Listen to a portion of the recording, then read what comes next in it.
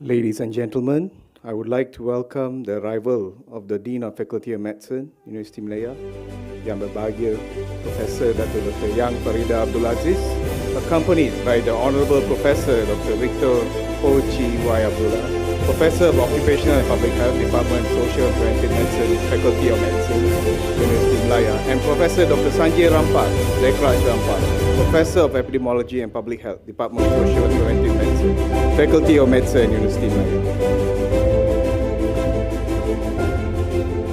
Please remain standing for the National Anthem and Universiti Malaya Anthem.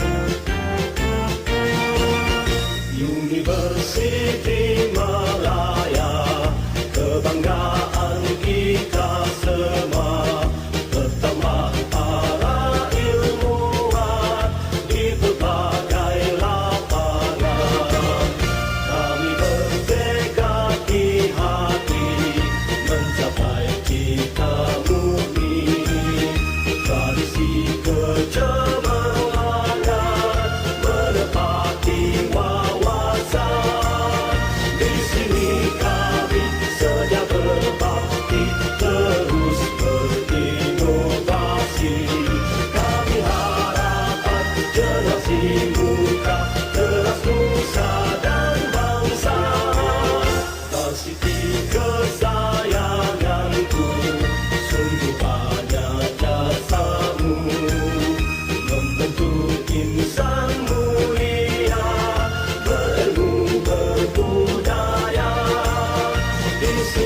kami sedang berbakti terus berinovasi. Kami harapkan generasi muda teras bangsa dan bangsa. Varsity kesayanganku, sungguh ada jasamu membentuk insan mulia berilmu berbudaya. If I may invite you to take seat, Professor Dato' Yang Farida Abdul Aziz, Professor Dr. Victor Hoe, and Professor Dr. Sanjay Rampal, along with the audience.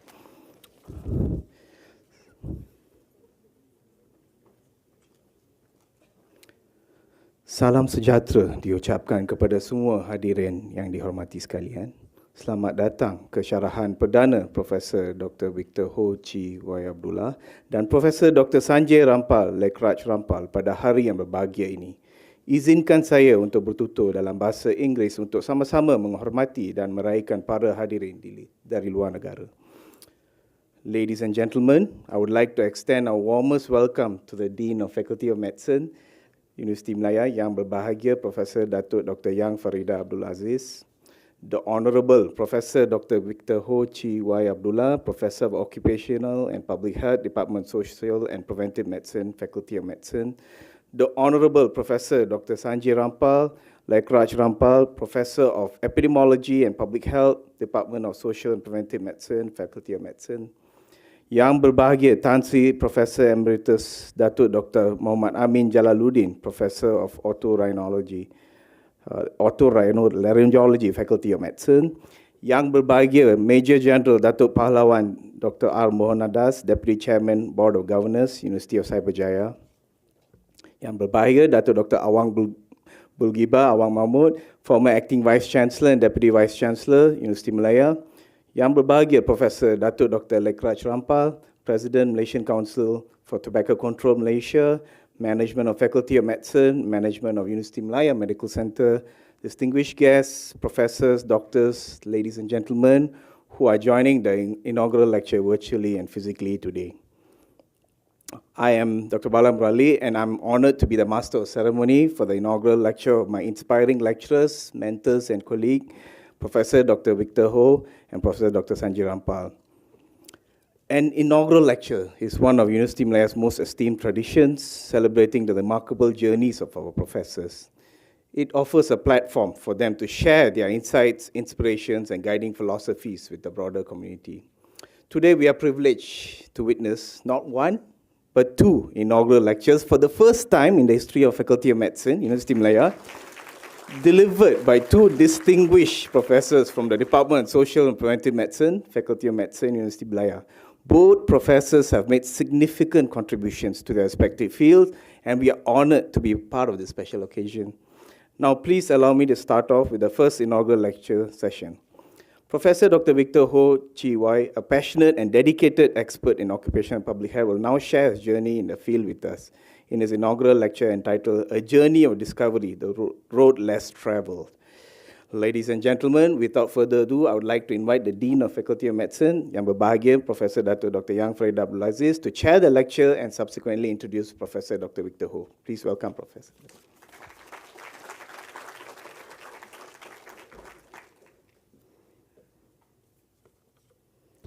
Thank you very much. Assalamualaikum dan salam sejahtera. The Honourable Professor Dr. Victor Hoe Abdullah, Professor of Occupational and Public Health, Department of Social and Preventive Medicine, Faculty of Medicine. The Honourable Professor Dr. Sanjay Rampal, son of Lekraj Rampal, Professor of Epidemiology and Public Health, Department of Social and Preventive Medicine, Faculty of Medicine. Yang berbahagia, Tan Sri Professor Emeritus Datuk Dr. Muhammad Amin Jalaluddin, Professor of Otorhinology, our previous Dean of the Faculty of Medicine and previous Vice Chancellor of Universiti Melaya. Yang berbahagia Major General Datuk Pahlawan Dr. R. Mohonadas, Deputy Chairman Board of Governors, University of Cyberjaya.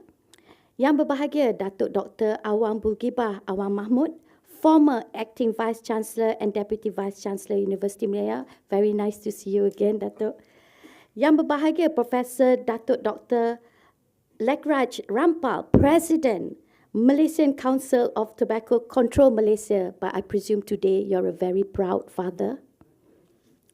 Management of Faculty of Medicine, Management of Universiti Malaya Medical Centre, distinguished guests, professors, doctors, ladies and gentlemen, welcome to this, I would say, iconic inaugural lecture featuring two of our powerhouses from Department of Social Preventive Medicine.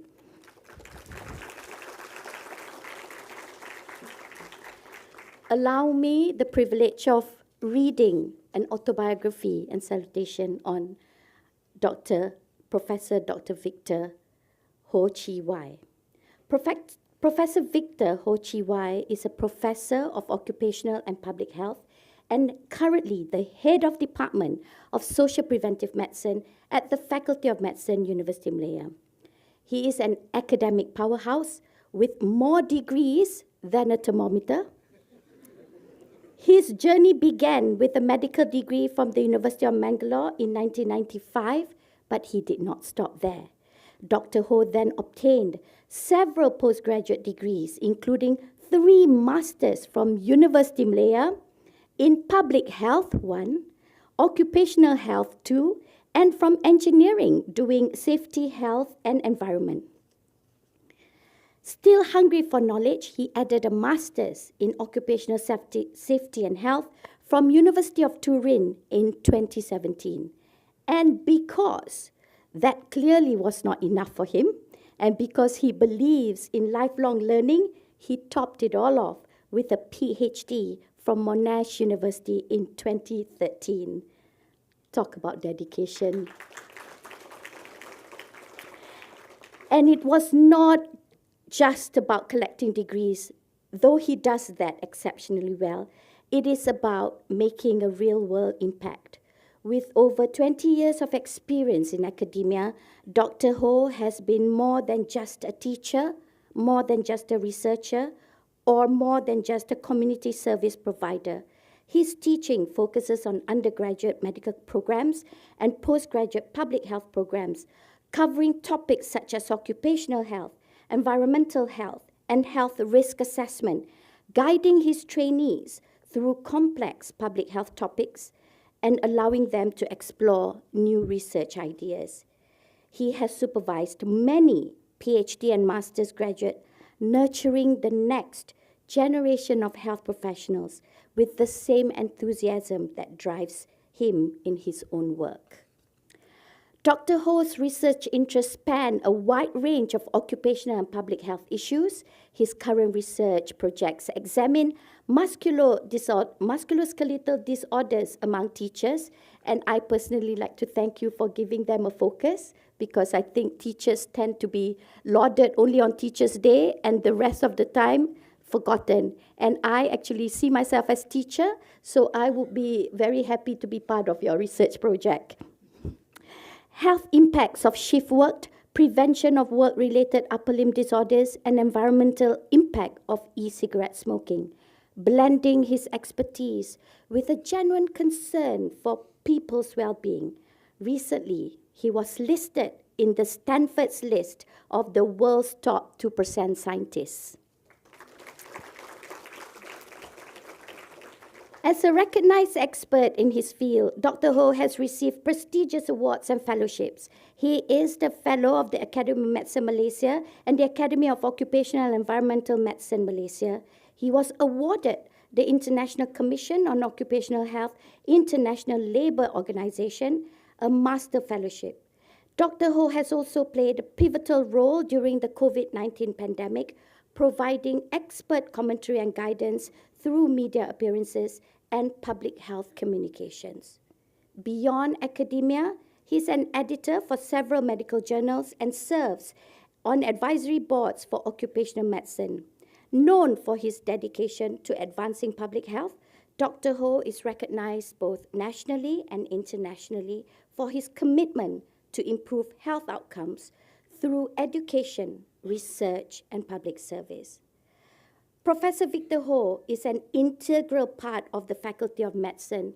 He is the one that will share his knowledge on things IT. He is also the one that will share how wonderful his department's website has flourished under his guidance. So he's not just all that I've read about him. He is also a Senate member, well representing us academics at Senate, where he alternates between tackling serious issues and saying them out, as well as alternating between doing that and giving out his infectious laughter, which you all know very well, I'm sure. Let us sit back as he gives his inaugural lecture with a title as unique as himself, A Journey of Discovery, The Road Less Traveled. Take it away, Prof. Victor.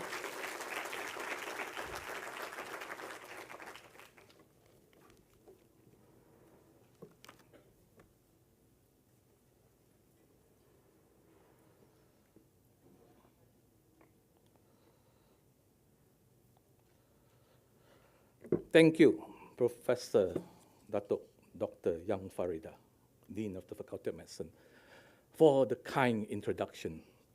Actually, you have completed my lecture already, so I can now just introduce the Honorable Professor, the Honorable Professor Dr. Sanjay Rampal, Lekraj Rampal, Yang Berbahagia Tan Sri Professor Emeritus Datuk Dr. Muhammad Amin Jalaluddin. Thank you for coming today.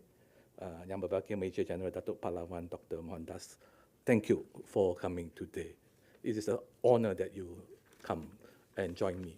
And thank you, Datuk Dr. Awang Bugiba Omar Mahmud, for coming out of your retirement to join us today. Right. Hopefully this will be more often than coming out for retirement so that you can continue to share your wisdom with us.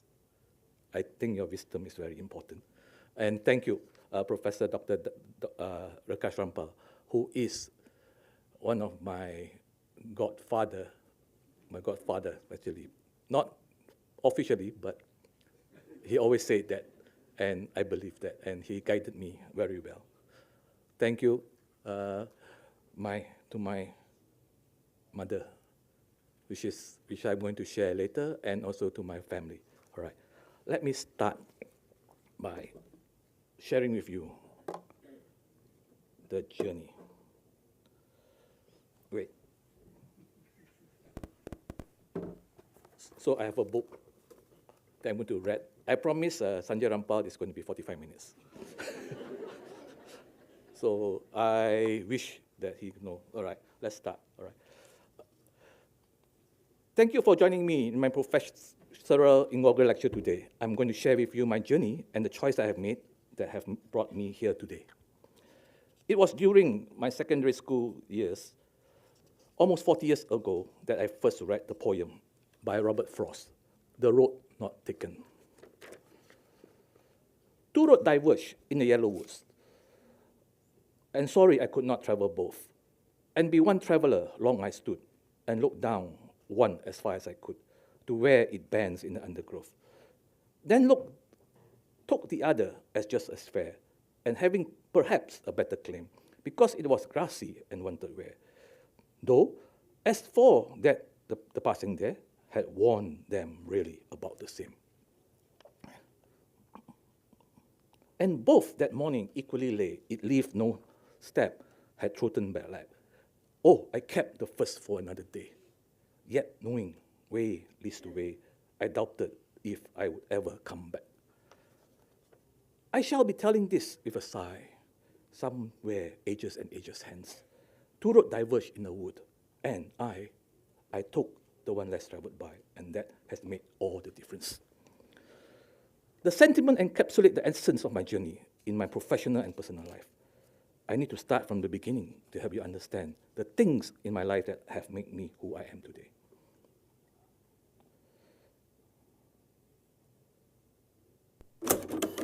A disclaimer. I'm going to tell you my side of the story. This is just how I have imagined it. Most of it was me hallucinating. So don't blame me if I didn't tell the correct one story, all right? I remember my parents would tell me about the day I was born, a day that's marked with a new chapter in our family history. It was early hours of Saturday morning on April 19, 1969. The day was dawning quietly. The air was still and expectant, as if nature had itself paused to welcome a new life.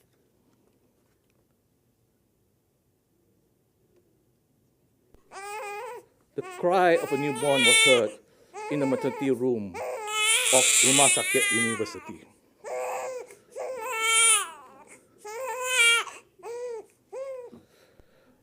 There was a sudden silence, followed with a swift flurry of activity as the doctors examined the newborn. A sudden concern crossed their faces as they found that the baby was not normal. My head circumference was large. It exceeded upper limit of the 2 standard deviation, like I know what 2 standard deviation is at that time. All right. I was the 3rd child of my loving parents, Judy and Bobby. Thank you, Judy Hoe.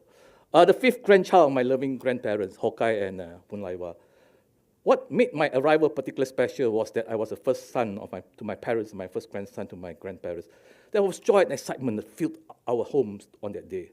Before me came a parade of strong, vibrant women who would shape my early years. My 2 elder sisters, Sweet Fun and Sweet May, had already filled the home with laughter and sweet chaos that only siblings can bring. Beyond our immediate family, my 2 elder cousins, Sweet May and Sweet One, completed our little band of 5 grandchildren. Together we formed a nightly group, bound by blood and shared experience.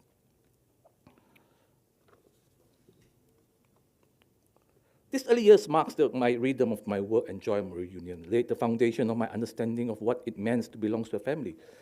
It was a time of innocence, a wonder, where each day was an opportunity to learn and grow over the loving guidance of those who come before me. The happiness that filled our home was a reflection of the love, dedication for each family member brought to our shared life. A legacy continues to shape my journey. The encounter that I have with Rumah Sakit University did not stop when I came home after my birth. Remember, during my birth, the doctor thinks that my head is too big. Well, they felt that I need to continue the follow-up at the hospital. I came under the capable care of Professor Dr. K. Suma Sundram, the first pediatric surgeon, and Associate Professor Dr. Jadish Chawla, the first neurosurgeon. See, first, okay. Now I wonder why the doctor need to see me so many times. Are they worried, or am I part of a bigger experiment? Anyway, I'm happy. I'm taken care of, and I came out okay. Trips to the hospital was always adventure. I always enjoyed them. It was always me and my mother.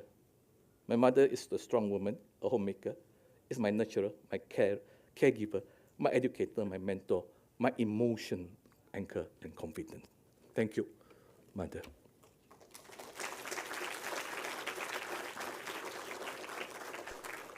During those days, there was not much entertainment at home, so getting out of the house was really something we looking forward to. There was no TV in the morning.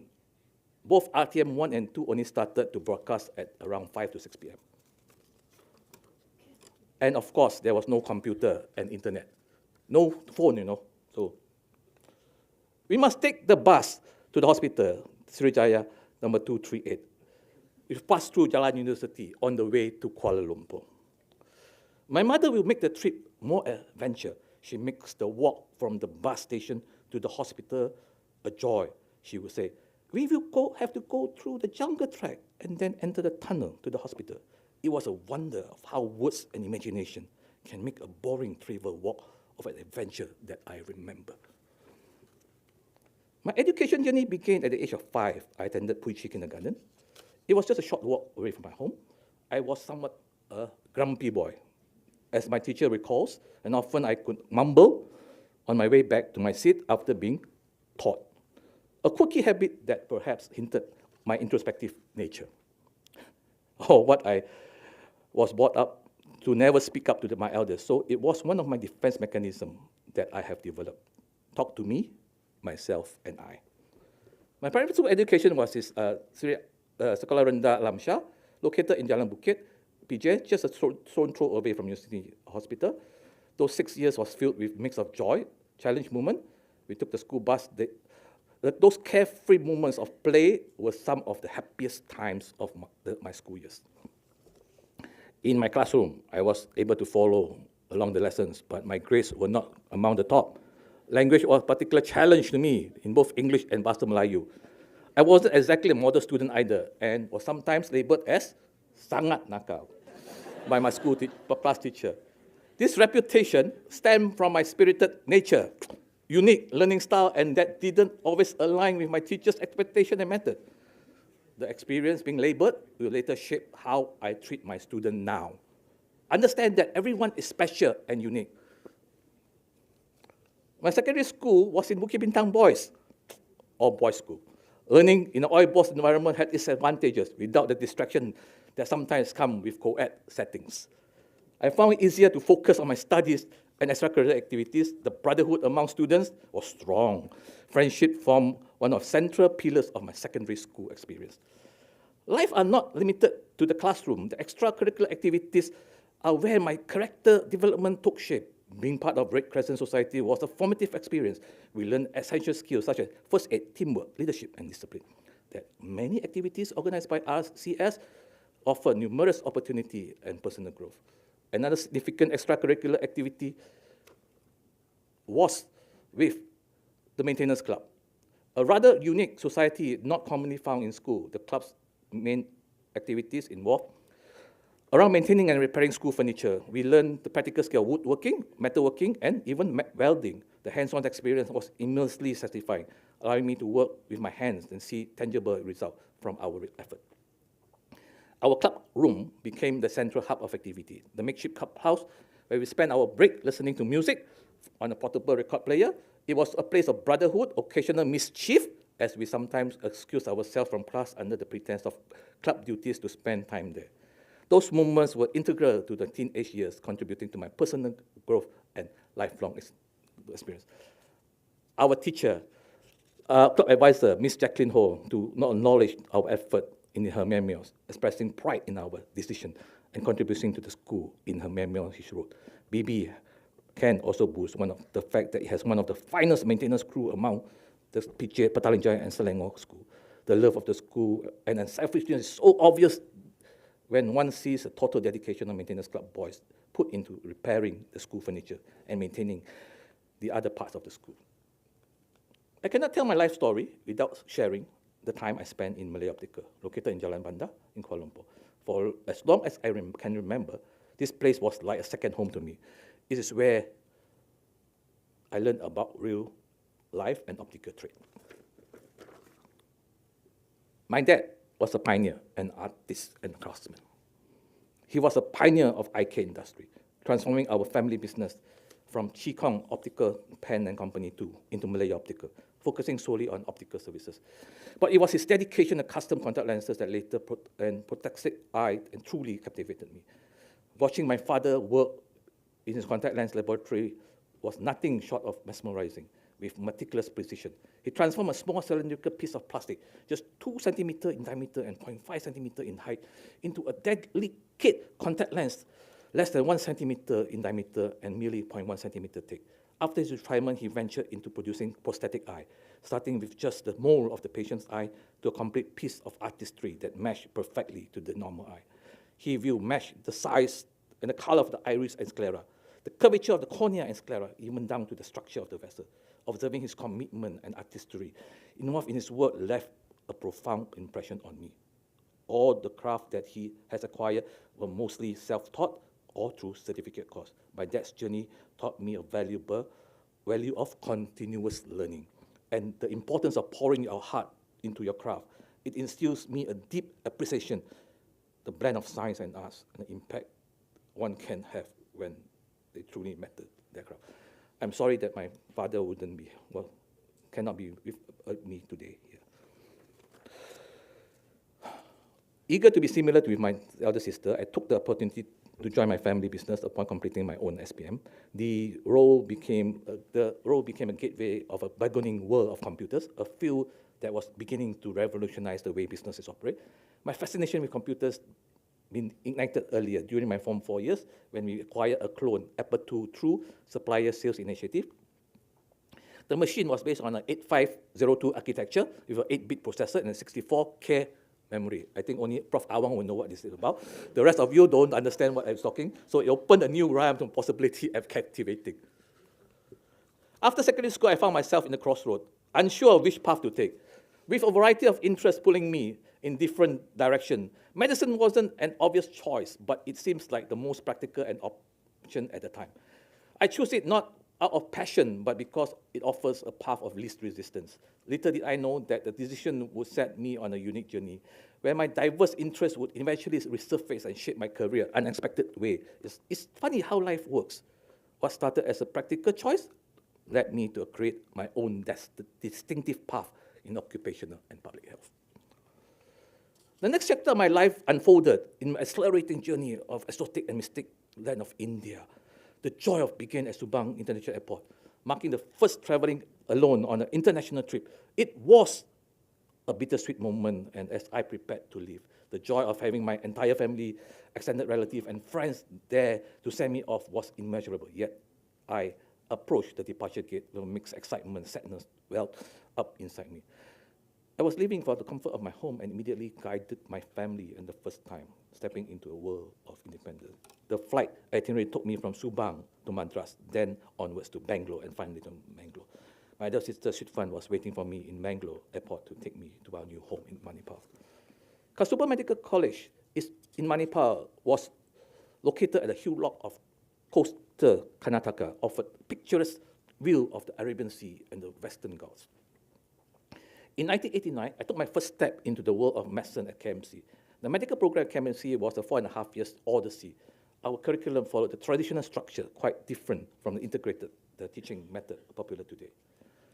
Beyond the imposing gate of the university campus lies the heart of Manipal, social science, social circle, social scene, Tiger Circle. I mean, those from Manipal will know what's Tiger Circle. Those who don't worry. Across the landmark and roundabout, a cluster of establishment cater needs for students seeking respite from the academic pursuit.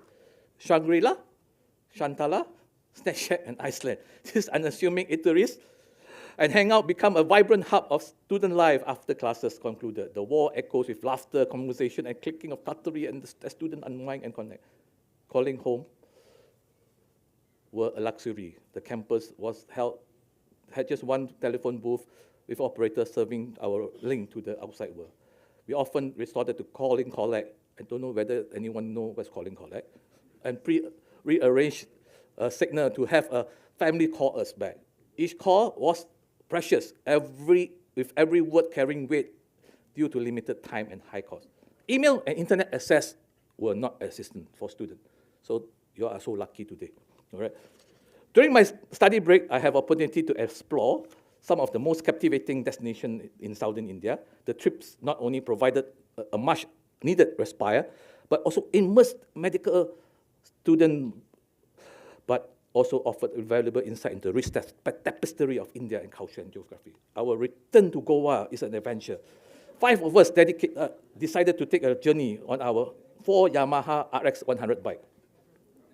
This trip, as much as the journey was a destination, the ride was accelerating, at times nerve-wracking. We navigate narrow, winding roads that snacks through lush forests and small villages, dodging overloaded trucks and speeding buses, adding to the element of danger. In retrospect, probably should have worried us more than it did. Despite the challenge, the sense of freedom, and it was intoxicating. Arriving in Goa was an adventurous ride, made us appreciate the beauty even more. After completing my final year at KMC, I embarked on a mandatory 1-year internship in Kasturba Hospital, Manipal, from 1994 to 1995. Drawing inspiration from my Chinese heritage, I envisioned a grand dragon dance as the centerpiece of my graduation night entertainment. The ambitious project. You will observe during the dance that the dragon is mirrored by a pearl, accompanied by the beating of drums. Our very own dragon head was a creation of Victor Hoe. Ladies and gentlemen, please welcome the dragon dance.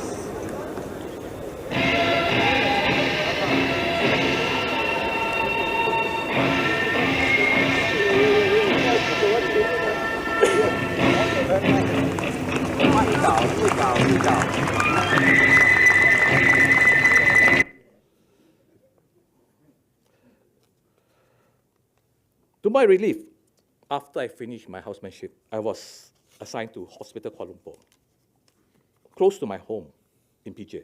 The comfort of being near my family and friends seems like a blessing. However, this initial comfort was short-lived when I learned my specific posting, Ward 22, a medical ward headed by the renowned Datuk Seri Dr. Muhammad Ismail American. Ward 22 was a grueling time. However, it made me more confident in my work and encouraged me to face the rest of my posting. My subsequent posting was a breeze. Looking back at the housemanship, I wouldn't change this experience for anything. The rigorous training by Dr. Ismail American and his team molded me into more attentive, thought, and responsive doctor.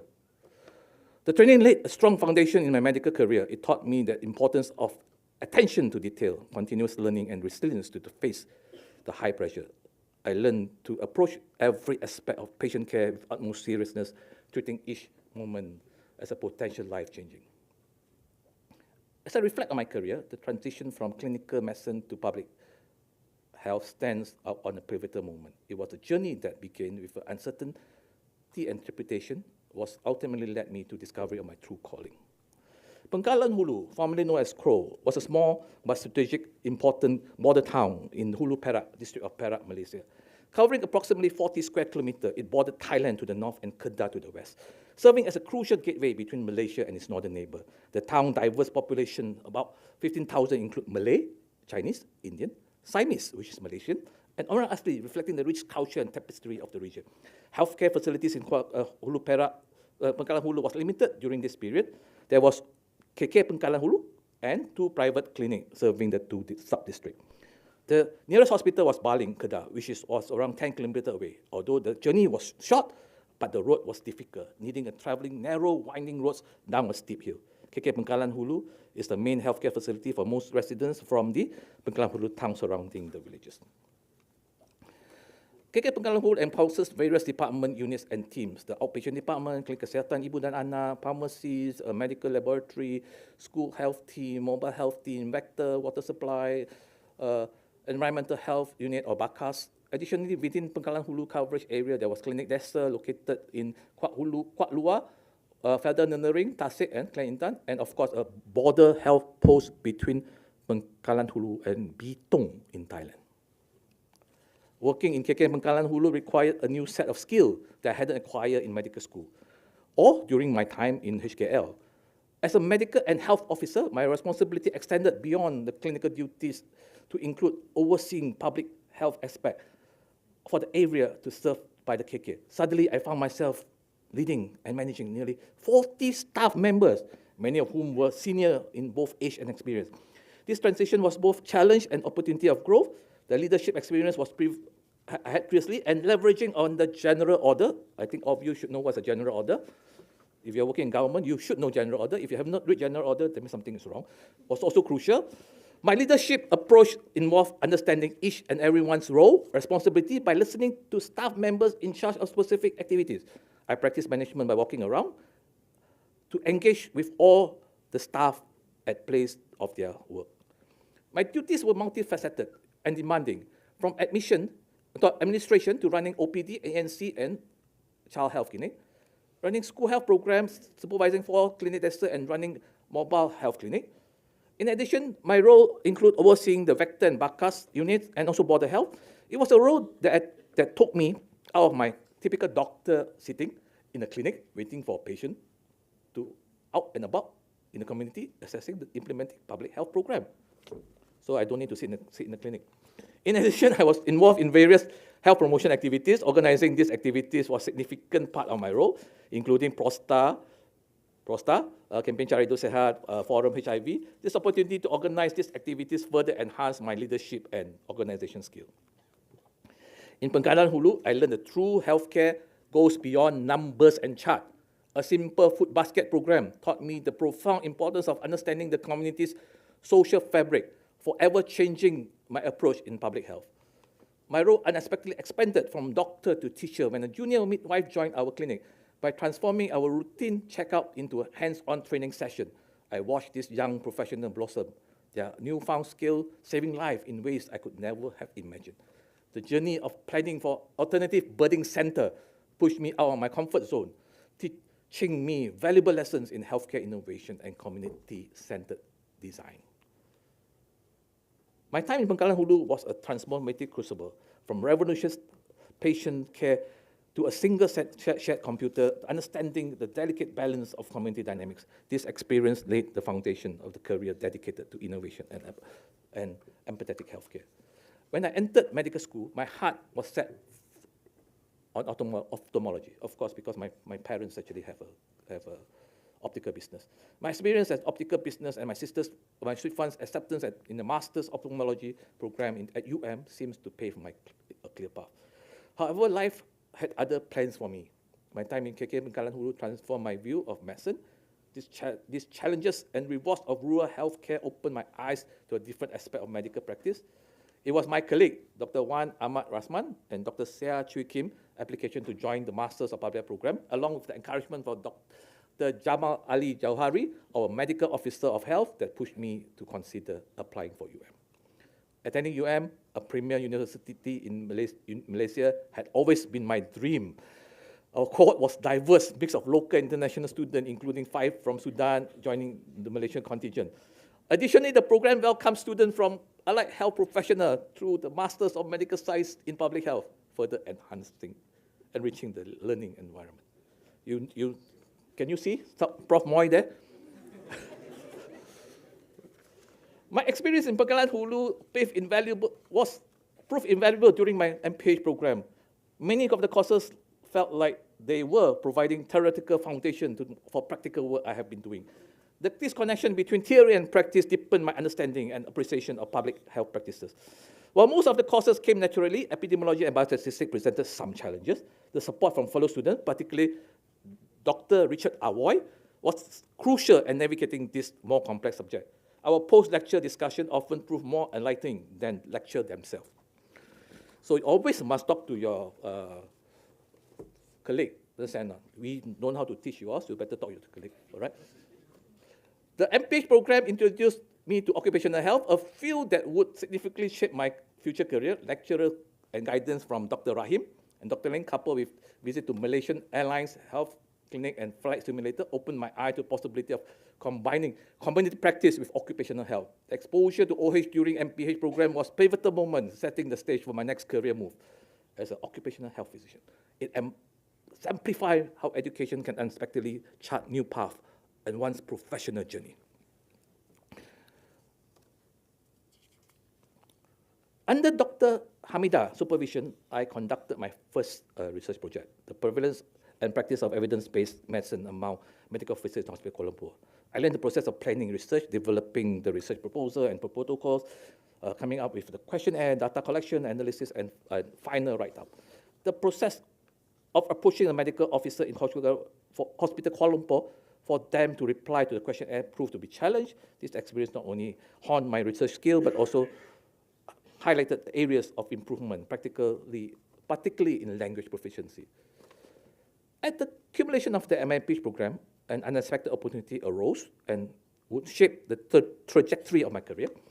While I had initially planned to specialize in health services management, the introduction of the new Master of Public Health Occupational Health program caught my attention. Recognizing this unique chance of explore the growing field, I, along with Dr. Sia Chui Kim, became the inaugural student of this specialized program in The decision, though diverging from my initial path, would prove transformative for my career.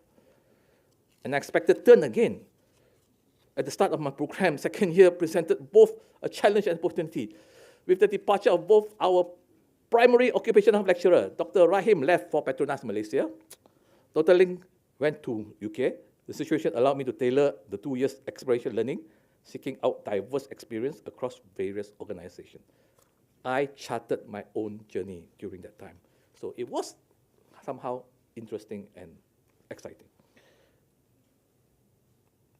During this rotation, I had opportunity to contribute the following activities: develop innovative software solution for data management analysis, contributed to national guideline and policy, conducted and analyzed health risk assessment in various industries, designed and implemented health promotion programs, delivered lectures and training session diversity. Concurrently with my training, I took the role of part-time lecturer at teaching occupational health to third-year medical students in Klang. This experience not only filled crucial gap in the university curriculum, but also honed my skill in academic instruction and course development. After completing my postgraduate career, I find myself in the crossroad again. The departure of the key faculty left a void in occupational health program, presenting an unexpected opportunity. Dato S. Nogani, the head of Department of CM, approached me with an offer to join as medical lecturer. Joining in June 2004, immediately after completing my training, I faced with a challenge of developing a fledgling program compared to the well-established occupational health program at UKM. Program was in its infancy, recognizing the needs for additional experts. I took the initiative to court Dr. Ratneswari Masilamani, my colleague here, from the Ministry of Health, Public Health Institution, or Institute Kesihatan Umum. My persuasive effort, I think, that's why I say it's all hallucinating, so I don't remember quite well. Okay, coupled with support from management, successfully brought Dr. Ratneswari on board as associate professor, significantly strengthening our team. Shortly after joining my colleague here, Professor Datuk Dr. Muhammad Amin Jalaluddin, that time he was still a Datuk, not a Tan Sri yet, the Dean of the Faculty of Medicine, Director of UC Millennium Medical Center, tasked us to setting up an occupational health clinic in UMC. In 2020, the dedicated occupational health clinic was opened at the ground floor, Menara Utama. You can see my friend here sitting in front, Dr. Mazuki. All right, so that's why he's here, because I promised him I'm going to talk about him. As I embarked on my career, occupational physician and lecturer, I quickly recognized the dual nature of occupational safety and health: clinical management, workplace risk assessment with a control measure. My MPH-OH training had instilled me the importance of hierarchy of control: elimination, substitution, engineering control, emergency control, and personal protective equipment. While I was confident in my medical experience, I realized that my advice on engineering control might not carry same weight as part of the experienced engineer. A memorable incidents were where a consultant dismissed my recommendation about airflow in an isolation ward underscores this limitation. Seizing on an opportunity, I enrolled in Master of Engineering, Safety Health and Environment program at Chemical Engineering Department. The executive program conducted on weekends allowed me to enhance my knowledge in safety and health engineering without disrupting my work schedule. The program presented challenges, particularly in engineering-focused courses like quantitative risk assessment and air pollution control. However, I persevered, completing the taught course in 1 year and research project on chemical health risk assessment in a hospital laboratory the following year under the supervision of Dr. Che Rosmani Binti. In 2008, I proudly added third master's degree to my qualification, significantly boosting my credibility in engineering aspect and occupational health. Between 2004 and 2008, we had a successful expanded our occupational environmental health unit within SPM. This growth was crucial, the department's future and ability to pursue further for me to pursue further study. We were fortunate to recruit 2 new medical lecturers, Dr. Aslan Daros and Dr. Anselm Suting, both graduate from our Master of Public Health Occupational Health program. Additionally, we brought on board a trainee lecturer, Dr. Mazuki Isaha, who was initially enrolled at the MPH-OH program, but later transitioned to a newly introduced Doctor of Public Health program due to the curriculum change in 2008. These new faculty members joined our existing team. Together with staff nurse Hasrina and Ms. Nor Fatlina, we have a strong team. This expansion provided necessary support structure for me for my impending absence. Before my PhD journey, one of the key responsibilities was managing the SPM website. To ensure continuity and quality of our program, I developed a comprehensive guide to managing the SPM website. This document was specifically created for Dr. Aslan, who would be taking over the responsibility. This detailed handover document was designed to facilitate a smooth transition, maintaining consistency and quality of our department's online presence. Beyond the website management, I also worked closely with my colleague to ensure the smooth handover of my teaching responsibility. The opportunity pursued doctorate studies in Melbourne, Australia, brought me new levels of excitement and challenge. Unlike my previous academic journey, this time I was not alone. My young family, my wife, our 7-year-old daughter, Natasha, now she's much older, and our 8-month-old son, Daniel, would be accompanying me to Melbourne, Australia. Embarking on my PhD under Professor Malcolm Sim's supervision at Monash Centre Occupational Environmental Health, or MONCO, Monash University in Australia, proved to be a pivotal decision of my academic career. My PhD project focused on Australian nurses' work and health study, part of a larger international CUPID, or Cultural Psychosocial Influence on Disability Study. This 12-month prospective study investigated factors associated with musculoskeletal disorder among nurses in 3 Melbourne hospitals: the Alfred, Caulfield Hospital, and St. James Hospital. Faced with the delays of obtaining the critical approval, I proactively developed a Plan B, a Cochrane systematic review on ergonomic intervention to preventing work-related upper limb disorder. This approach, inspired by Professor Jason Teo teaching, proved invaluable in maintaining research momentum and broadening my...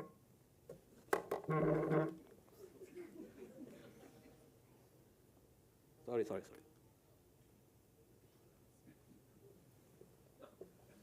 Okay, sorry. All right. Plan B, okay, proved invaluable in maintaining research momentum and broadening my scope of my work. The support of my supervisor, Professor Malcolm Sin, Dr. Helen Kelsel, and Dr. Donna Ruckert was instrumental in navigating complexity of doctorate study.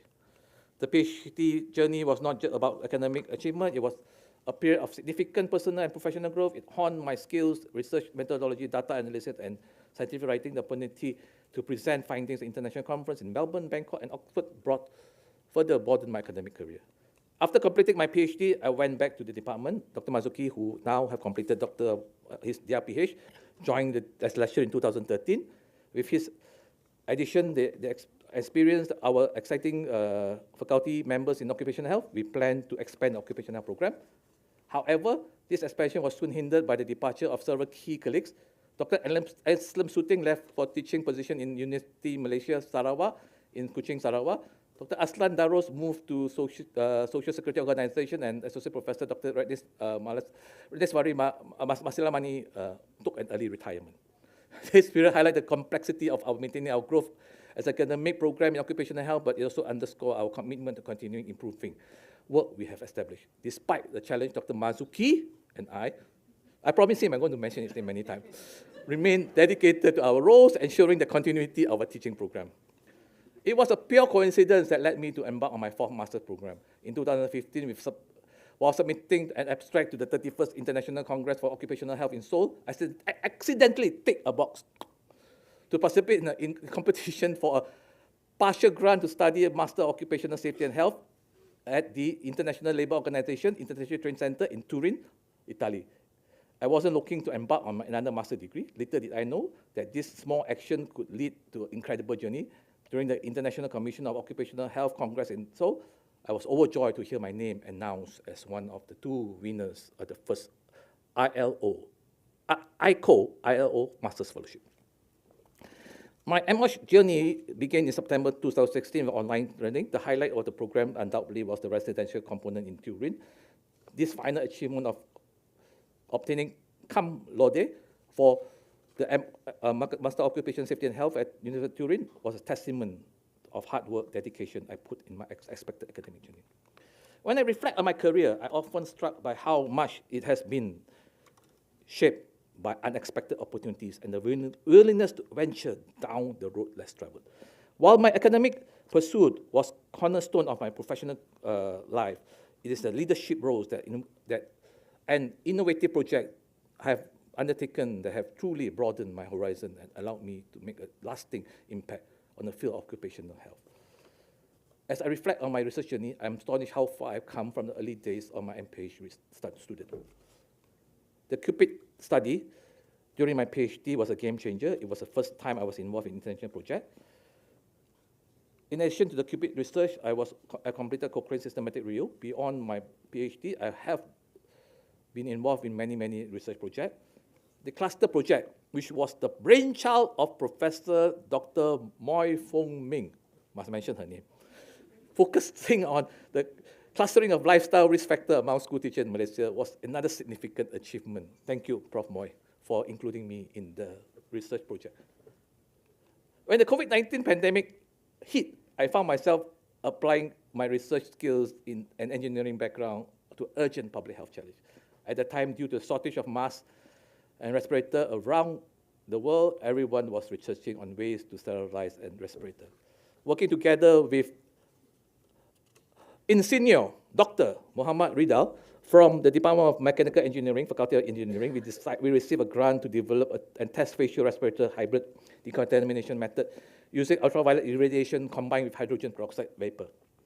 Our team was successful in developing a system with an innovative method to isolate mass and sterilizing process, which is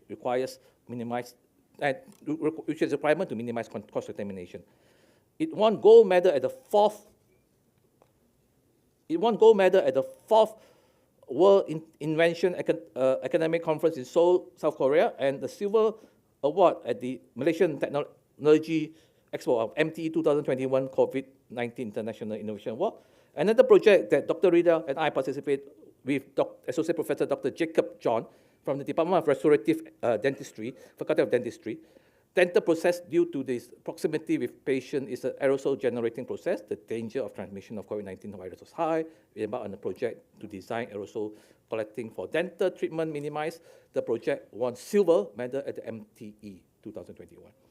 The final project that we took together was to analyze indoor airflow for infection prevention. The project focused on use of computational flow dynamics in investigating outbreak of airborne pathogen. CFD modeling was used to understand the transmission of dynamics of airborne pathogens. During my time at UM, I have the privilege of traveling to many countries for academic engagement, and the research process among them Indonesia, Cambodia, Nigeria. Each of these trips provided invaluable learning opportunities, experience that enriched both my academic and personal life. In Indonesia, I was involved in the Aceh rehabilitation project following devastating 2004 tsunami. In Cambodia, I participated in the public health research project focused on health issues for Muslim community. In Nigeria, I visited Usama Dafoe University as part of the Asian Africa Development University Network. My journey into the world of academic publishing began with a significant milestone. The publication, my research project from my MPH Occupational Health. This project, which was published in the Journal of University Malaya Medical Center, JUMEC, in 2006, marked a crucial turning point.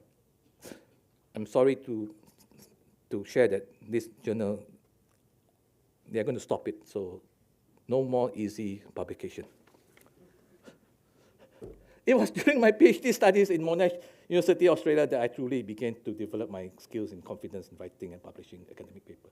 The process of publishing my first paper based on the findings of Australian nurses' health study was pivotal learning experience. Under the guidance of my supervisor, Malcolm, who was the editor-in-chief, Occupational Environmental Medicine, one of the key journals in the field, I learned the intricacy of submission process, including making correction and responding to reviewers. I'm deeply honored. I was named the 2% scientist of the world by my field by Stanford University, El Salvador. This recognition is not just a personal achievement, but a testament of importance of our work, occupational and public health at the University of Malaya. My journey to the world of peer review began with the invitation by Asia Pacific Journal of Public Health in 2007. This initial engagement marked the beginning of a significant phase of my academic career. My involvement in reviewing manuscript accelerated during my PhD studies in Monash. I started reviewing papers from Medical Journal of Malaysia, MJM, in 2010, beginning one manuscript, and then that year followed by 17 in 2020. Over time, I have reviewed 330 reviews and 228 manuscripts over the 35 peer review. I was fortunate to be accepted as a member of the MJM editorial board in 2014 under the guidance of Professor Dr. Lekrash Rampal, the editor-in-chief of MJM. I not only improved my roles as a member of the editorial board, but also gained valuable insight into leadership and communication. Thank you, Datuk. I was awarded Best Editor award for 2019 and 2021 and 2023 and 2024. I'm deeply indebted to Professor Dr. Rampal, who proposed me to succeed him as the editor-in-chief in MJM, position he held from 2014 to 2024. His mentorship and advice have been instrumental in my growth, and I'm honored to continue his legacy in this essential role.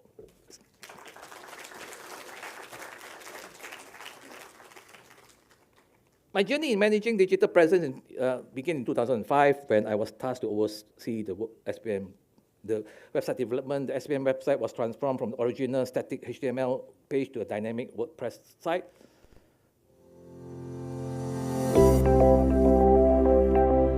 I will not play the whole video. The whole video is very long, so I'll just play part of it. So the SPM website contains, in addition to managing the SPM website, I was involved in managing a social media presence across multiple platforms since 2008, from Facebook to LinkedIn and to X pages, and also we have our own YouTube channel. This was 2008. It's the first Facebook page for an alumni group in UM. As I reflect on my journey, it's clear that technology has been a constant companion, shaping my approach to teaching and learning profound ways. When I joined UM, my passion was integrating technology to teaching also grew. Familiar with web technology, began to change the Western website. I began posting occupational health lecture notes for MBBS students online in 2005. At the time, online notes are not widely used, and the learning management system was still in infancy. The introduction of Spectrum from Moodle-based LMS around 2001 was a significant milestone. I quickly adopted to the tools available, including developing interactive lectures using H5P plugin. H5P allowed me to create, share, and reuse HTML5 content and further enrich learning experience. Innovation offered the rise of necessity. During my session at the research method course in the MPH program, I was scheduled to teach EndNote bibliography software, but the timetable clashed with other commitments and make it impossible. Instead of recycling the class, I wrote the brief guide to using EndNote X6. The step-by-step guide that covered everything from navigating the library windows to inserting references to the Microsoft document. This guide proved invaluable to students. It is easy to follow and accessible at all times. Over the years, I've updated the guide to many new versions, and in 2020, incorporated YouTube video to demonstrate each part of the guide.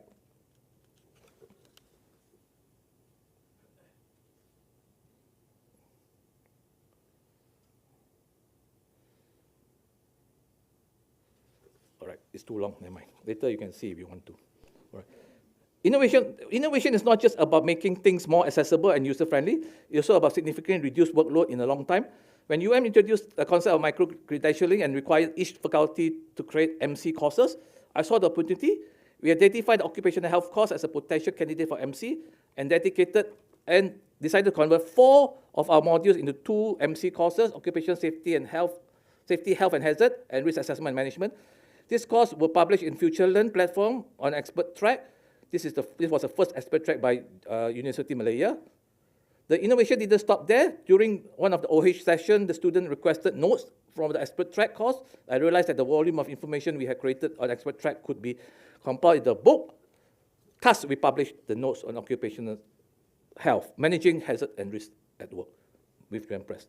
Anyone who is interested can buy it outside. It's now on a discount, 75 ringgit. All right, Prof. Dr. Lim would be the selling for you, to you.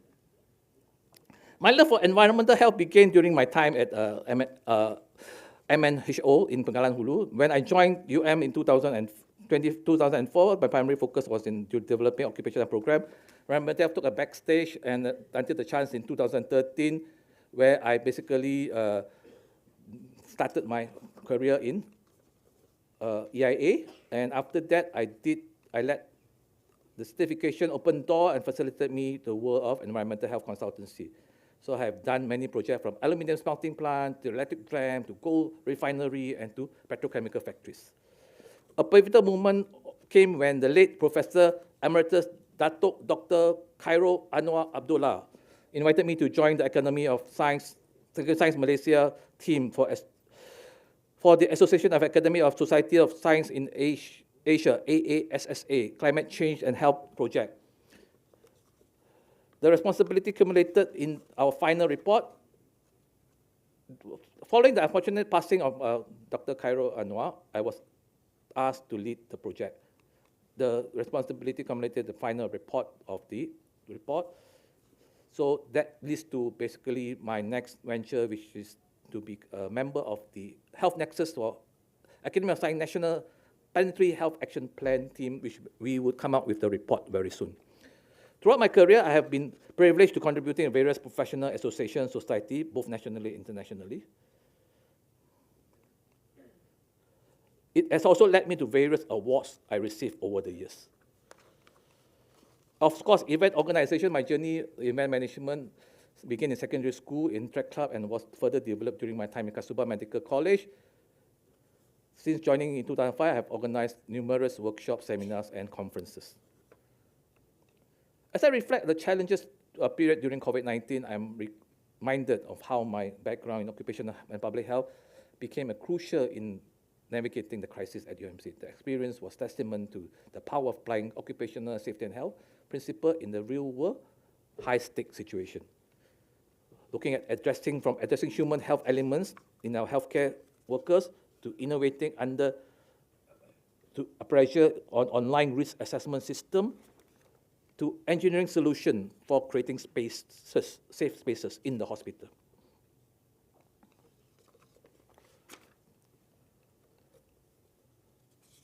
My journey as a leader began a winding path filled with diverse experience that have shaped my approach in leadership and management.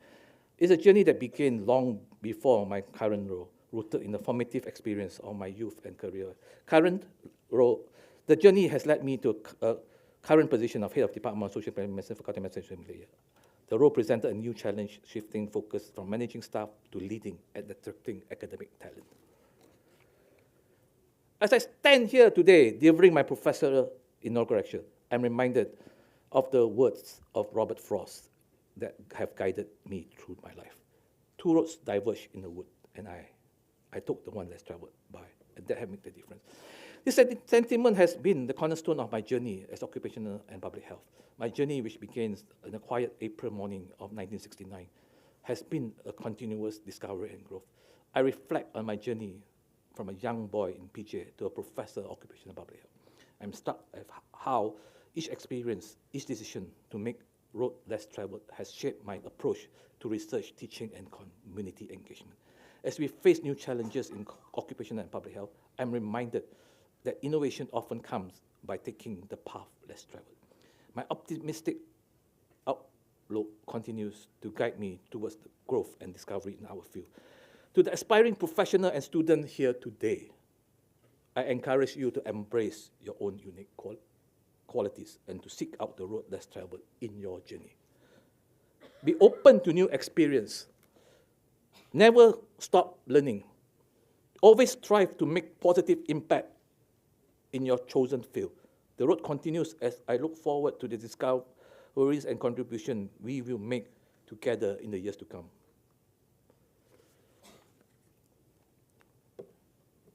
As I'm overwhelmed by the realization that my journey to this moment has been shaped by countless individuals. It is humbling thought, really. You know, I often pondered how each person who has crossed my path has left an indelible mark on my life and career. To all of you here today, and to those who couldn't be present but have been part of my story, thank you. Your presence, your support, and even the challenges you have presented have all contributed to my growth. I'm reminded of the quote by Isaac Newton. If I have seen further, it's by standing on shoulders of giants. In my case, these giants are not just the luminaries in my field, but also my colleague, my student, my friends, and my family. Each of you has been the teacher in your own right.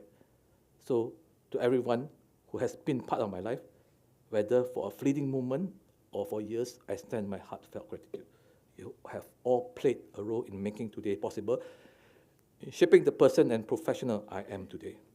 Thank you for being part of my journey.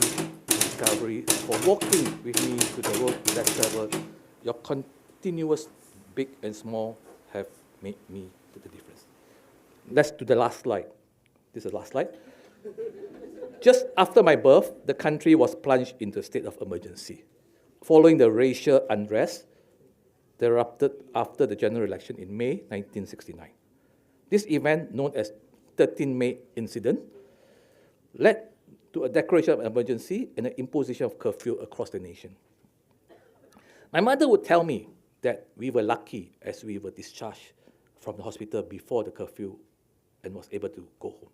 Despite the chaos outside, within the walls of our home in PJ, a different kind of story was unfolding, a story of family, tradition, and resilience.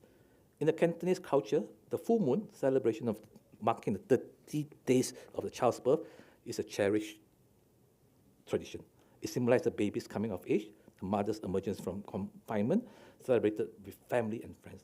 Red eggs and pickle, the one I gave you in your box, are shared as gift, representing good luck and hope for more grandchildren.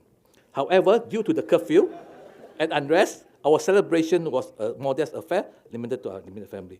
The scarcity of resources during the time was palatable. Eggs was central element to full moon celebration, where it's short supply. Yet my family, determined to uphold tradition, saved the last 3 eggs for the ceremony. So today, I would like to share with you the celebration from 55 years ago. Please enjoy the red egg and pickle ginger. Thank you.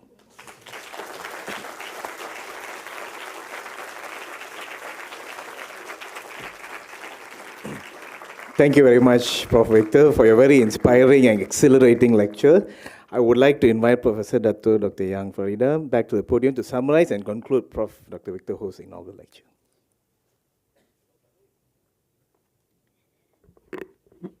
Thank you, Prof. Victor Hoe. As he gave his lecture, for some reason, 3 things came into my mind.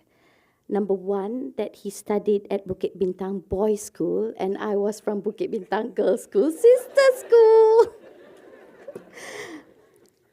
And I thought that, I was actually, number 2, I was not joking about the website and the social media thing.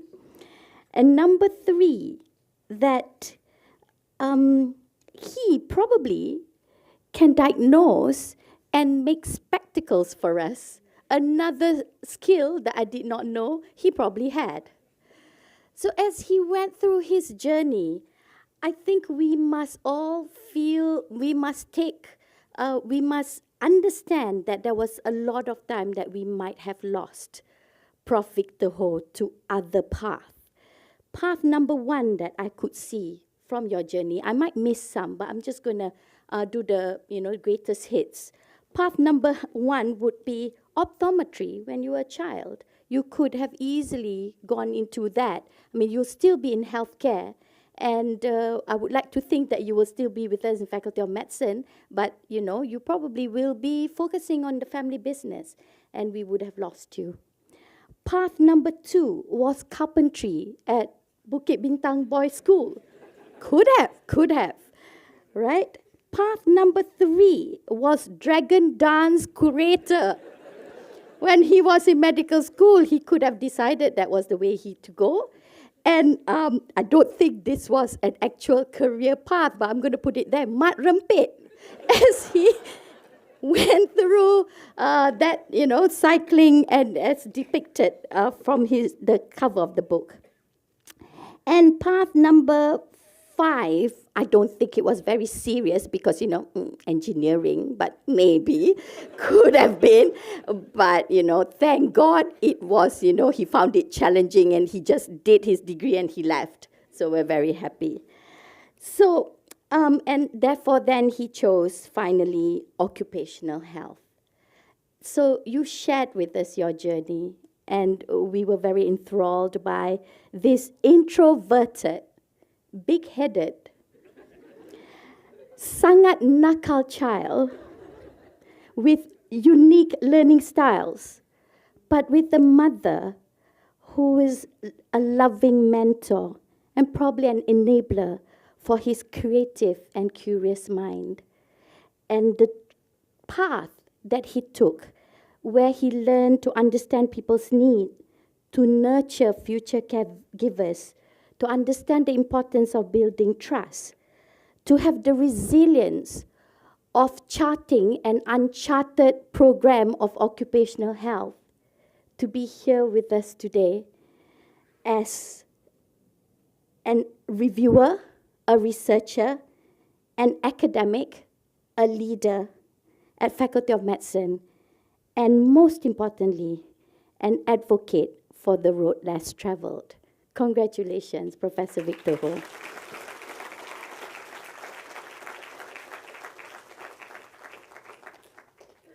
Thank you, Prof. Yang.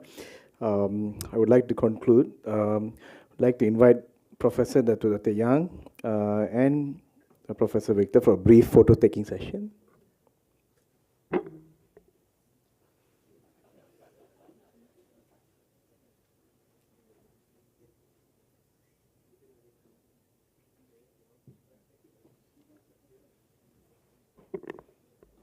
Thank you, Prof. Ladies and gentlemen,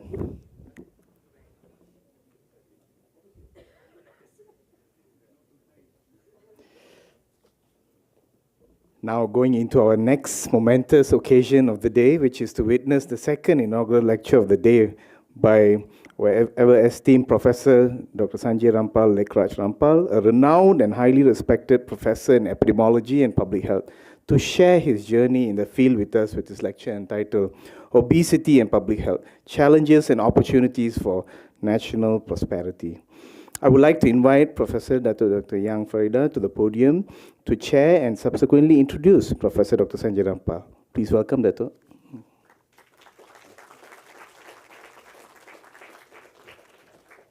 Hello again. If you did not know, my name is... Okay. I am actually very, very honored and very happy to be able to do this again to the second luminaries of the Department of Social and Preventive Medicine. Standing before you today is Professor Sanjay Rampal. He is a distinguished epidemiologist and public health expert.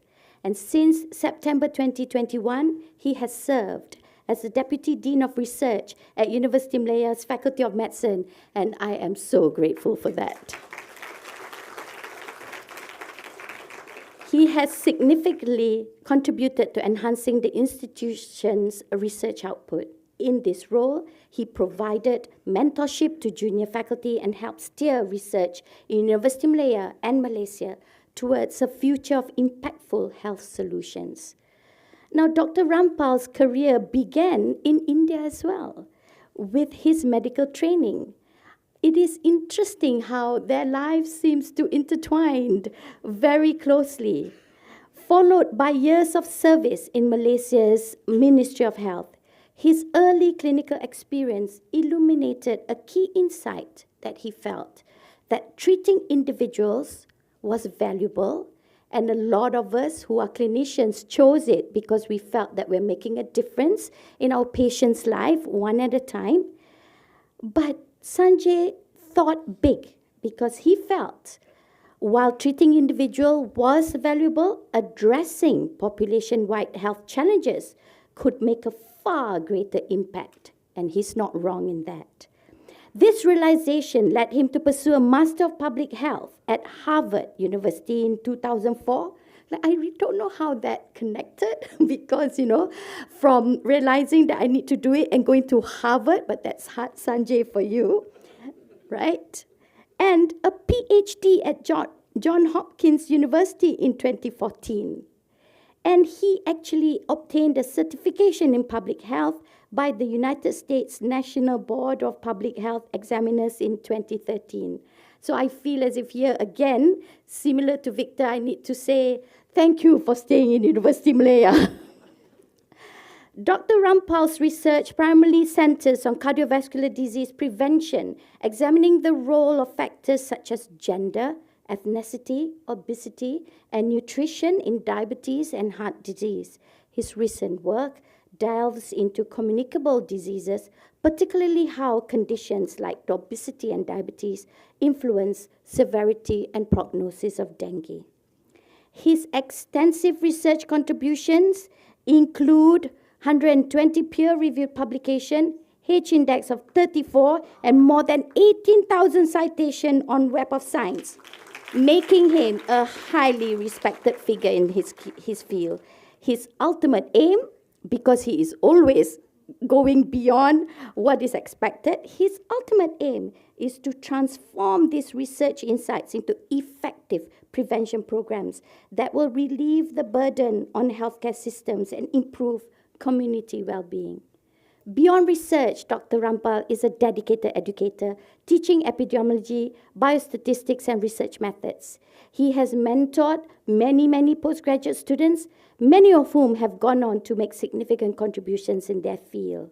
He is a fellow of the Academy of Medicine Malaysia and has held prominent roles in public health organizations locally and internationally.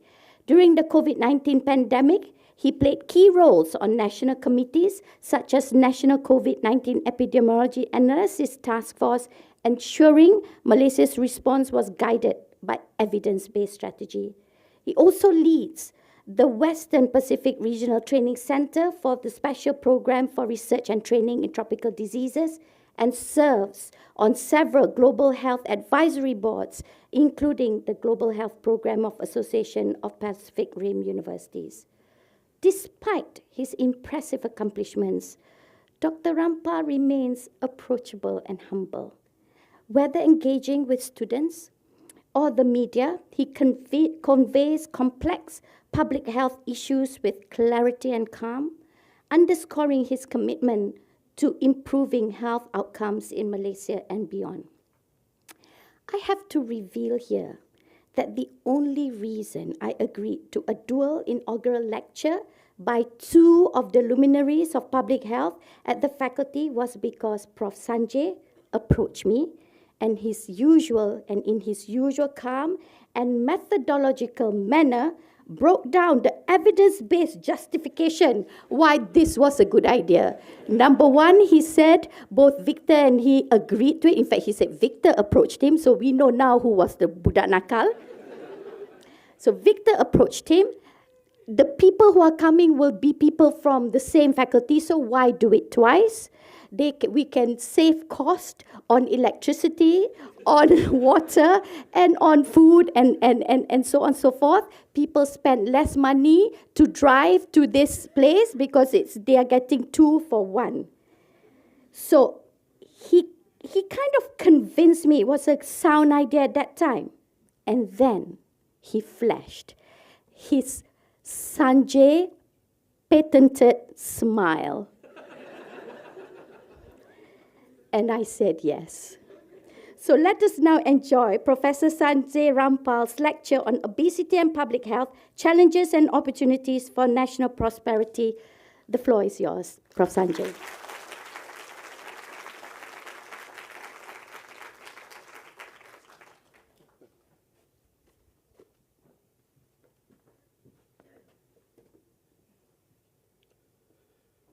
Just let me start up my timer. Victor did an excellent job at timekeeping. All right, so I have 45 minutes from now. Huh? Okay, no worries. All right. So good evening, everyone. So my name is Sanjay, right? And without further ado, I will move on with my inaugural lecture. Now coming to the topic, right? I think Prof. Young has given you the precedence to why we are doing it together. But I think the topic was an interesting one, because when I look back at the work I've done, right, I was wondering, how do I anchor my lecture? My research has covered actually a wide, diverse areas within cardiovascular disease and cancer. But to anchor the research, I thought, to anchor my lecture, I thought, let me go through my publications. And when reviewing my publications, I saw that obesity came out from my publications.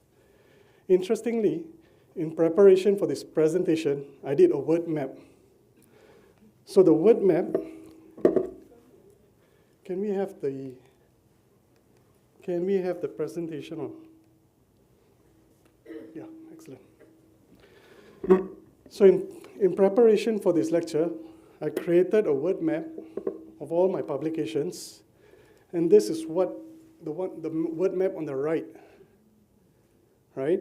So these words are words that frequently appear in the titles of my publications, right? As you can see, Malaysia is there, right? A lot of my research is based in Malaysia, but you can see obesity comes out, risk, prevalence, population, associations, a lot of things that actually, to summarize it, one way is to say that it's in the field of cardiovascular epidemiology.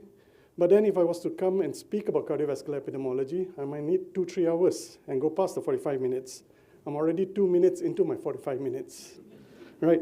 So I kept it simple. I said I will talk about obesity, right, and public health. Now, this is just one way of saying the two things that come up in this image here, right? The image on the right actually echoes the previous presentation. There are many ways to reach our destination. There is no one fixed way, right? So just to say that this is my journey, this is the road that I took, this is basically my path that I followed. So during the lecture, I plan to cover aspects of my research related to obesity. Particularly, I will limit it to 4 papers. These 4 papers come from 4 different time spans of my career and expertise. In addition to that, I hope to talk a bit about my career, very little on public health, and a few lessons that I've learned.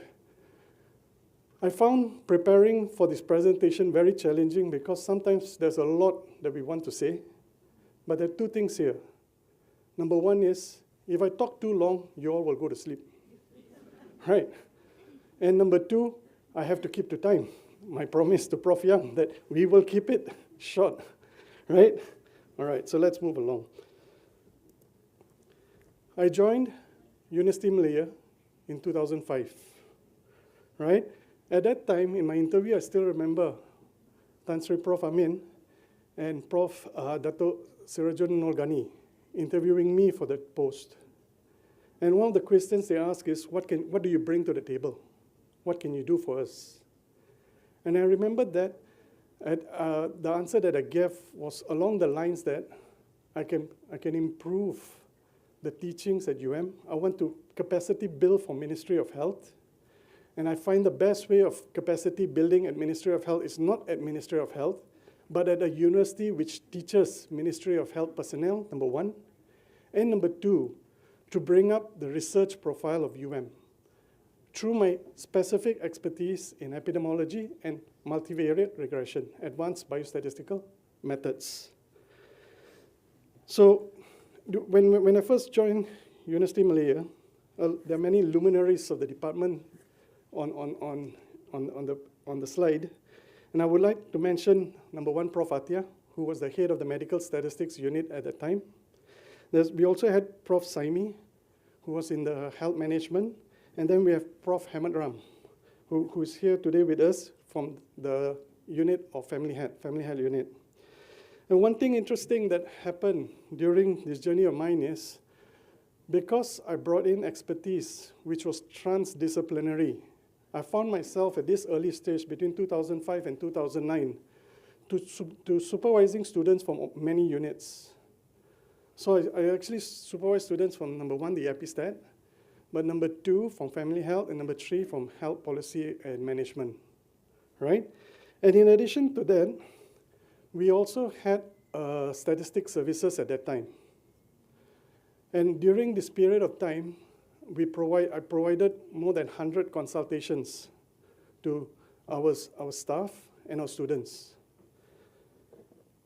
Now, you can also see many of our department staff here looking very, very young, energetic, happy. Many of our photographs on the department are happy photographs. Taken out all the sad ones. All right, now coming on to the first paper that I've done, first major paper that I contributed to on obesity. So this basically portended an early evidence of an epidemic of obesity between 1996, when the NHMS was done, and the year 2004. I've written written more about this in the book. If you're interested in reading, you can read about it. But I was very fortunate that in 2004, when I came back from Harvard, and then I joined University Malaya in 2005, I managed to join a research team. The research team was actually led by my father, Professor Dr. Rampal. This posed a very interesting, very interesting relation dynamic. Right, on one part, we have personal relationship, but we have worked together through time. And I think what has happened is, what has resulted is, we have come up with a professional relationship. When we discuss research, when we discuss public health, we are professionals, right? We may not have the same viewpoint as anybody else, but we are professionals when we do that. And one thing that we found is, with this group, I could basically contribute two ways. Number one is with the use of complex survey analysis. So at that point of time, many of our surveys were using simple statistics. Believe it or not, it was difficult to do complex survey analysis. The only program, if I'm not mistaken, may have been, was it Sudan, right? I mean, even in Stata, SARS, it was difficult to do. SPSS, you could not do it, right? So I contributed to the group initially by coming up with the methodology and the analysis of performing complex survey analysis. And what we found is, we found here, let me use this. Okay, so what we found is, we found a prevalence of 11.7%, right, among a group of 16,127 respondents who had their waist and height measured. And this represented a 270% increase, or 2.7 times increase in the prevalence of obesity. If you look back at literature, this was one of the first papers that came out that portended this huge increase within 10 years. Prior to this, there was also a men's survey that was carried out, but the men's analysis came out at a later period, at a later time, right? Now, I remember discussing these results with some international academics from Utrecht and from Oxford. And they told me, the first thing they told me is, when you find such a big increase in the prevalence, is what you're doing correct? Why is there such a sudden increase? Is it due to bias? Could there be some issue with your methodology, with the way you collected data? Or could there be a true effect, right? And this got me thinking further, because there was some missing data here, right? There was about 15% missing. Now, in addition to this 15% missing, once we look at these results, we were interested in estimating the prevalence of metabolic syndrome. However, the data, the lab data for metabolic syndrome were further missing, the 40% missing. So missingness was an issue. How do you account for missingness? And with that, I take you to the next part of my journey.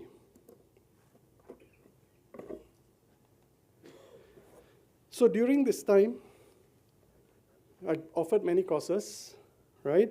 And you will see the use of this computer lab. This computer lab is a legacy, right, within the Department of SPM.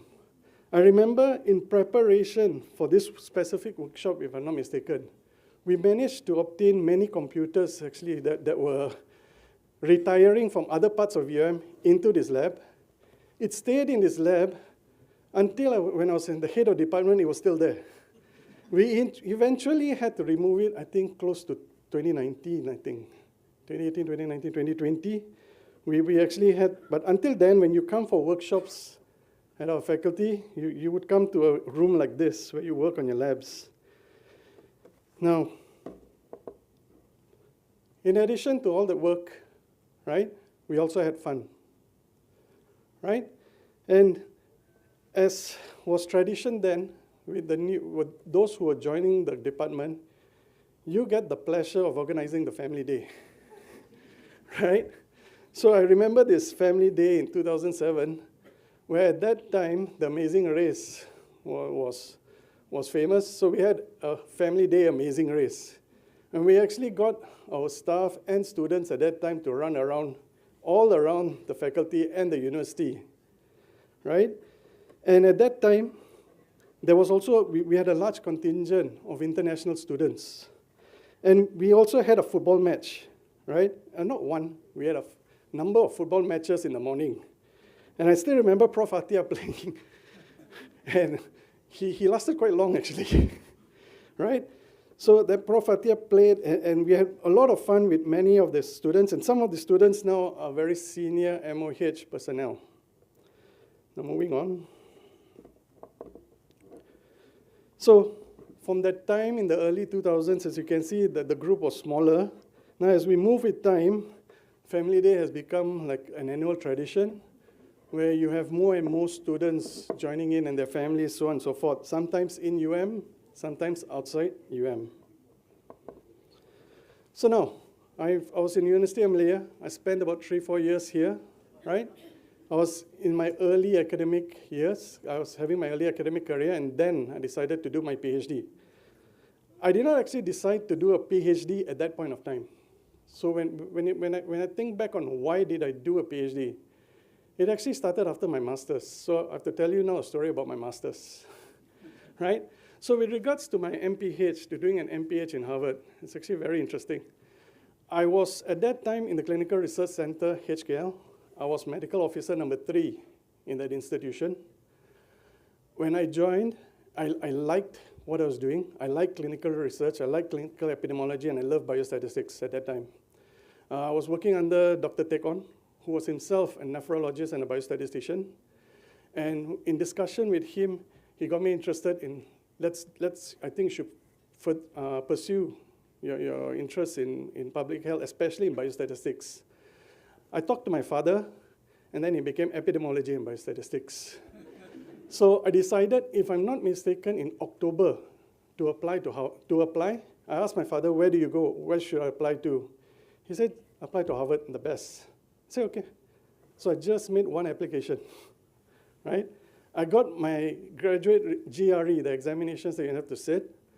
I took 1 night or 2 nights after work, just review a few questions, set for it, ultimately send in my application. And lo and behold, I was very fortunate that I got accepted.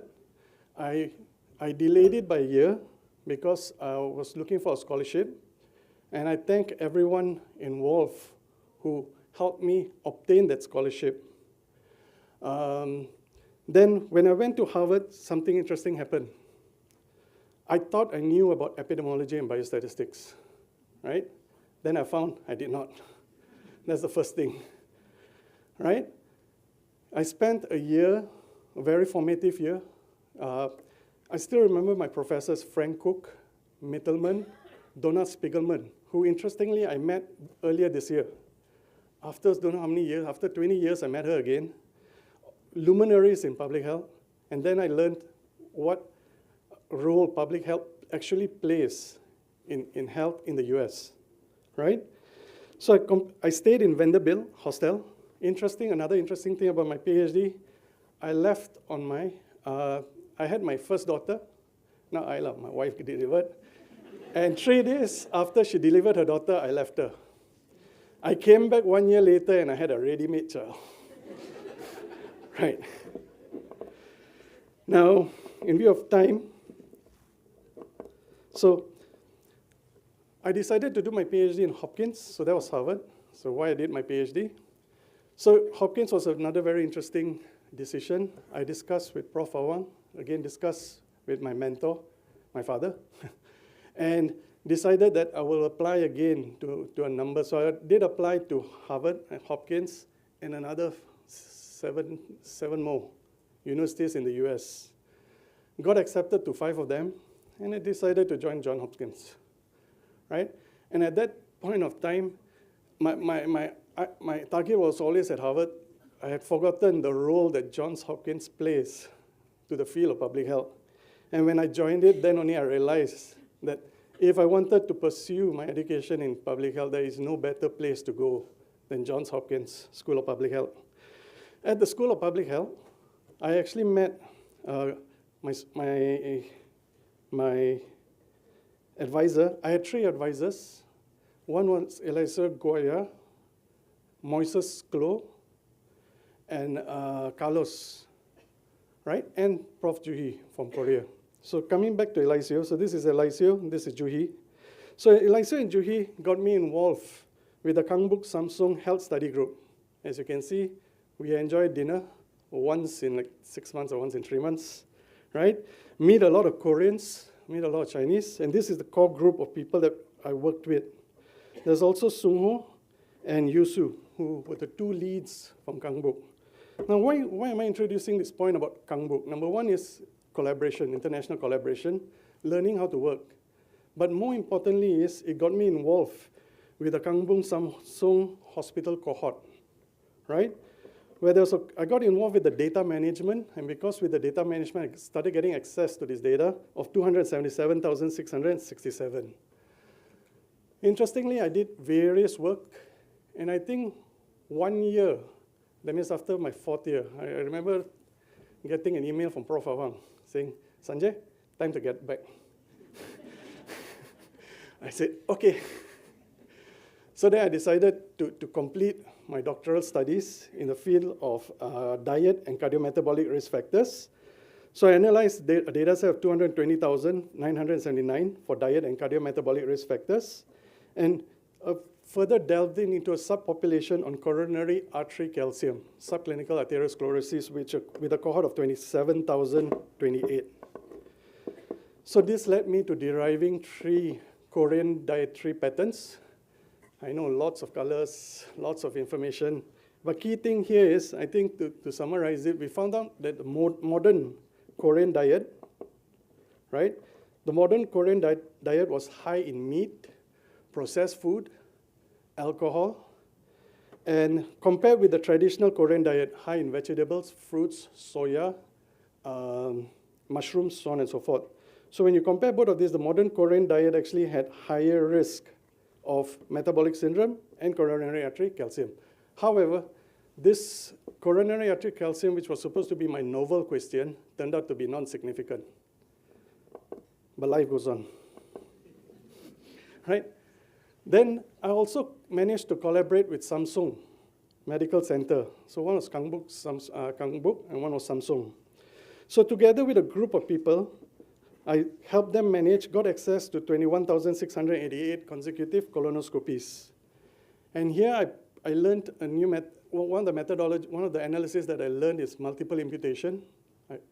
And I started using multiple imputation to help address missingness in both cohorts. Because of this, I had access to this data set. And with this data set, I looked at the associations between markers of adiposity and colorectal adenoma. Now I know, again, lines.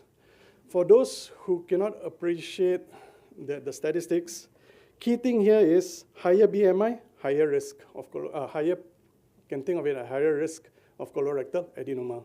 And colorectal adenoma is a precursor of colorectal cancer.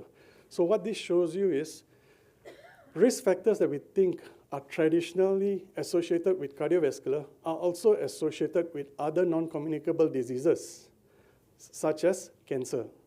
And this is because they share common pathophysiological metabolic pathways between exposure and the disease. Now, in addition to doing analysis on markers of adiposity, which you can think of it as a marker of obesity, I also delved into the other markers. For example, markers of dyslipidemia. That means when you have high lipid levels. And I actually found very interesting relationships between high lipid levels and colorectal adenoma. One interesting thing that I learned during my working with Eliseo was that when you present information in a table, it is easy to read for the informed. It is difficult to be interpreted by the common man, common person.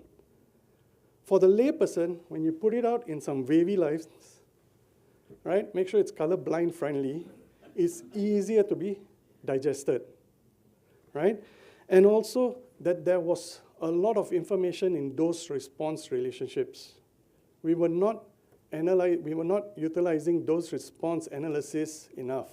A lot of times, we simplify information into either binary, high-low, or low, medium, high, so on and so forth. We lose a lot of information in the categorization of data, whereas dose-response information is much more informative. Now, when we talk about the papers that I published, actually, this paper was an interesting paper because it took me once starting to work with a group, it took me about a year to two, and this was my first major paper, right? And this paper, the dyslipidemia paper and the glucose metabolism paper, came out in very high Q1 journals in gastroenterology. And that helped me learn how to submit manuscripts to high-impact journals. Once I started working on missingness, I said, why don't I address missingness in the first study I had, the first study I showed you, where there were 30 to 40% missing. So then I used missingness, multiple imputation to address missingness, and I came out with this relationship between central obesity and ethnicity. And this is very interesting to me, right? Because when you look at relationships, and this is by the age, by the different age groups, relationships usually are like this, right? Where one group is at a higher risk of another group. So when you compare Indians to Malays, consistently, Indians are higher than Malays. Makes sense. Consistency. However, when you look at the relationship between Chinese to Malays and indigenous Sarawakians to Malays, there's something going on. This actually points out to that the relationship is different by age. This highlighted that there may be a cohort effect. The older generation of indigenous Sarawakians and the older generations of Chinese may be more protected against central obesity, and later you see metabolic syndrome, compared with the younger generations. There was something going on with our younger generations. Maybe we eat more alike, we live more alike, and as such, we share more similar risk. Convergence of risk factors among the different ethnic groups in our younger generations of Malaysians. Now, I'll skip this due to time. And another important thing I found out in the US is balancing work and family, work-life balance, right? Number one. Number two, why I show you the pictures on the left, is actually practicing a healthy lifestyle is very important, right? In the US, the lifestyle, maybe the community I was living is not representative of most of US. I was living in the inner suburbs until my family came, and the inner suburbs basically show you true Baltimore life. But when they came, I moved to the outer suburbs, right? And in the outer suburbs, there were a lot of parks to walk around and to spend your time for your recreation and physical activity. Ultimately, I completed my PhD in 2014, about 1 year, I think. 1 year after Prof, I won't say time, let's go. Took me 6 months to write, submitted it, then took me 6 months to sort out the rest. In Hopkins, I stayed in Reed Hall, a hostel, for 1.5 years, where it was a very interesting experience. This, but it's just Johns Hopkins Hospital, right? And this is a cherry tree. All right. Now, as I said, the work that I did in the 2004 cohort portended that there was a generation effect. It took me some time doing other research until I gained a suitable doctoral student, right? Her name is Dr. Tay, who is now who's completed and awaiting graduation, got her Senate letter. But she looked at trajectories of various factors through time and through age. So number one here you can see is age trajectories of BMI. What you notice is with increasing age, the BMIs increase, expected. But what you do see is you do see some differentiation between the females and males, right? With increasing age, the BMIs of females appear to be increasing. Then we took this a step further and we said that, is this sex effect or gender effect homogeneous through the different ethnic groups? And this is what we found. We found that the Chinese, right, and these other indigenous groups had actually lower trajectories compared with Malays and Indians. Malays and Indians actually were very similar through the age spectrum. On the left, among males, and on the right, you can see further differentiation. There's something in their lifestyles, right, among the female, that there was a wider differentiation between the Chinese. However, the indigenous groups were approaching normal, right? So this is with age. This is the cohort trajectories. What a cohort trajectory says is, if you were born in any of those years, what would your average BMI be? And what you can see is, with successive cohorts of population, right, the BMIs are actually increasing with time. And the BMI is higher for females compared with males. And the relationship here, when you talk about generational effect, is that Malays, Indians, and other indigenous, and here other indigenous includes indigenous Sarawakians, Sabahs, and indigenous Peninsular Malaysians, that they were similar actually in the way the trajectory has moved along. However, there was a distinct difference with the Chinese ethnicity. And this portended possibility that lifestyles, diet especially, and physical activity and health-seeking behavior may be different by these different ethnic groups. Now, I am at 27 minutes, a couple of 15 minutes left, right? So now I move on to two things. Just give me, yeah. So I'm going to move on from research to a separate field. The field actually is about advocacy and engagement. And I sample only, I just sample a few topics. So the first topic that I want to talk about is during COVID. So when COVID occurred, it was a very interesting time where there was a lot of misinformation, right, in the initial stages, right? There was a lack of clarity, a lack of epidemiological insight for normal layman Malaysians, actually the world, right?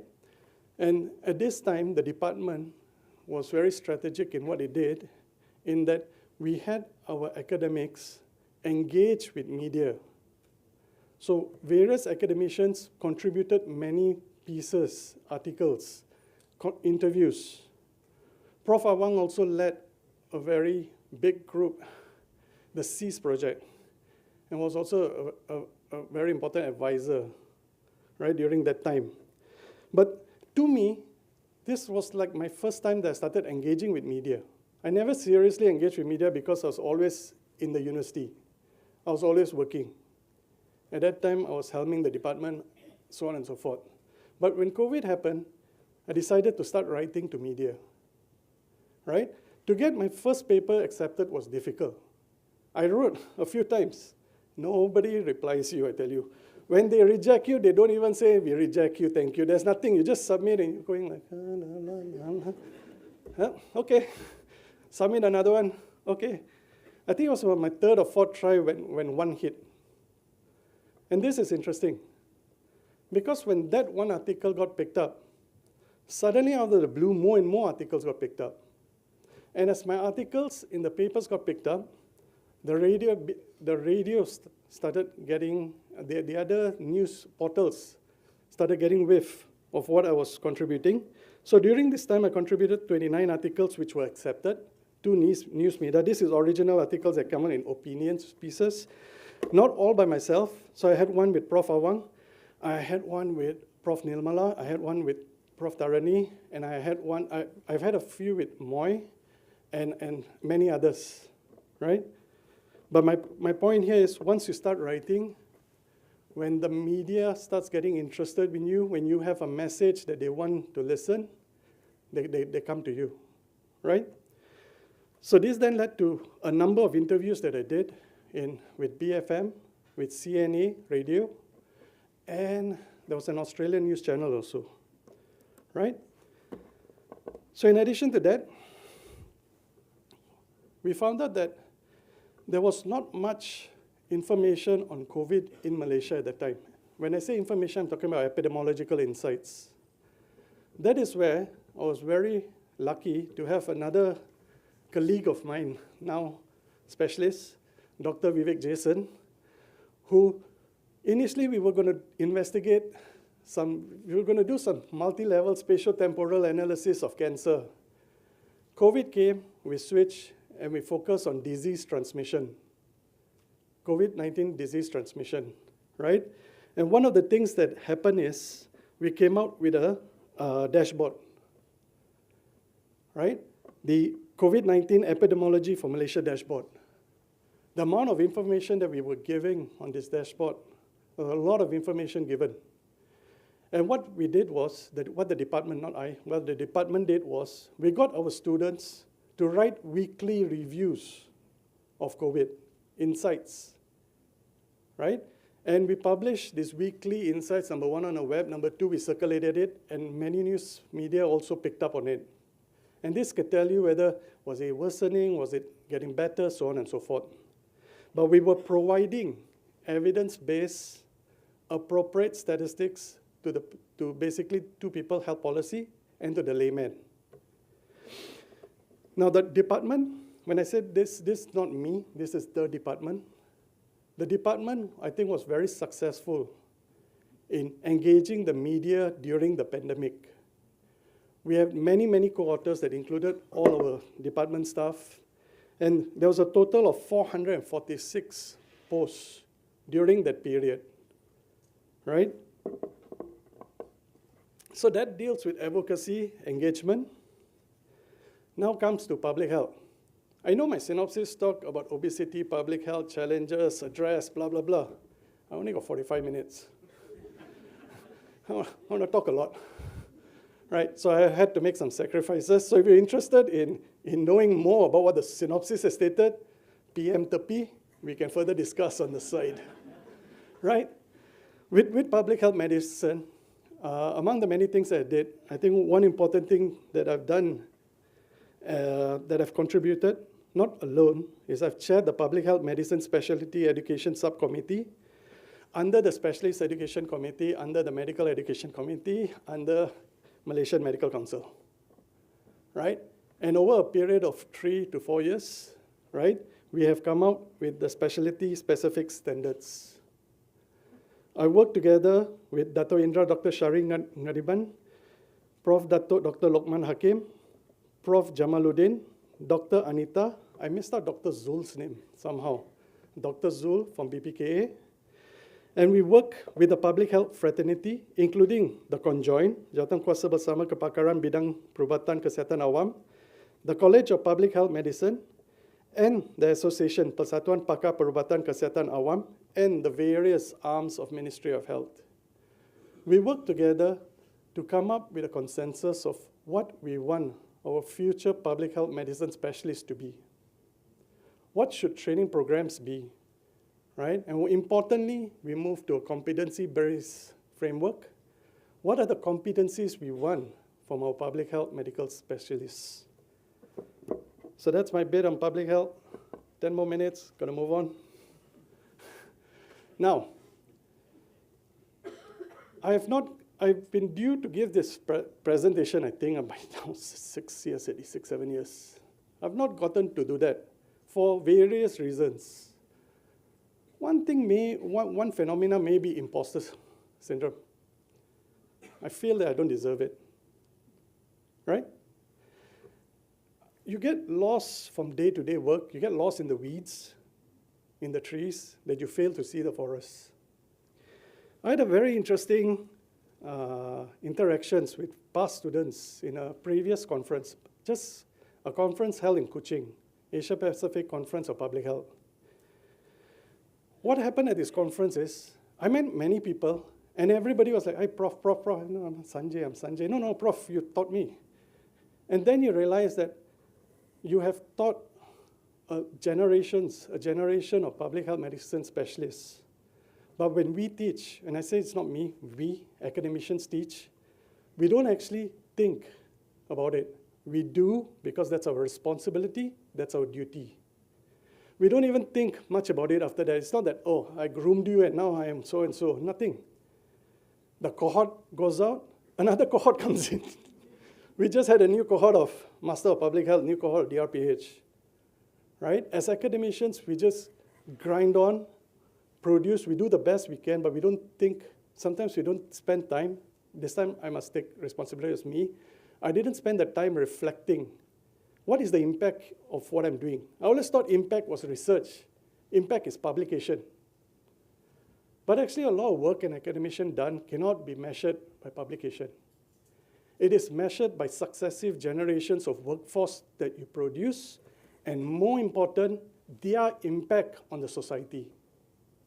That is key. Now, talking about that, I went and reviewed my CV. So usually my CV is I just fill out the publications and I move on from every 3 or 6 months, I just fill out my publication. But in preparation of this, I wanted to acknowledge the students that I've supervised and co-supervised through the years. So I have a group of students from 2005 to 2009, 2010, right, who basically completed their public health medicine specialists. I did not supervise all of them alone. I supervised them through the other units and with varying academicians, right? So I have Dr. Harish. I won't name the doctors, I'll just keep it to the names to keep it fast. We have Harisha, Noli, Siti Rohana, Ariza, Maslino, Nick Nairan, Sunita, Rohana, Sharil, and Rafida. I tried to get everyone's photos, but I did this kind of last minute and they were busy. So who I had, they're up here. And when we look, so I went off after for my PhD, I came back. And since then, I have a number of public health medicine specialists who have completed their Doctor of Public Health. I have Fariza Harriman, who is a Brig Gen in the military. I have Noor Huda, Siva Rajan, Kairia, Sophia, Ellie Zarina. Many of this work in Ministry of Health. They work in the universities and other government and private agencies. I've also supervised, helped, mentored Shiz, Rosvinder, Ruben. Interestingly, Shiz, Rosvinder, Ruben, and Eliana was from one batch, one cohort. Suddenly I came back, I had no students, so why not take 4 students at once? It was a very good experience, actually. Then, so we have Shiz, Rosvinder, Ruben, Eliana, then Chong, co-supervised with Chuan and Pitagan. Then, there was also Diane. I think I saw Diane around. I saw Vivek Jason around. Ruben is around.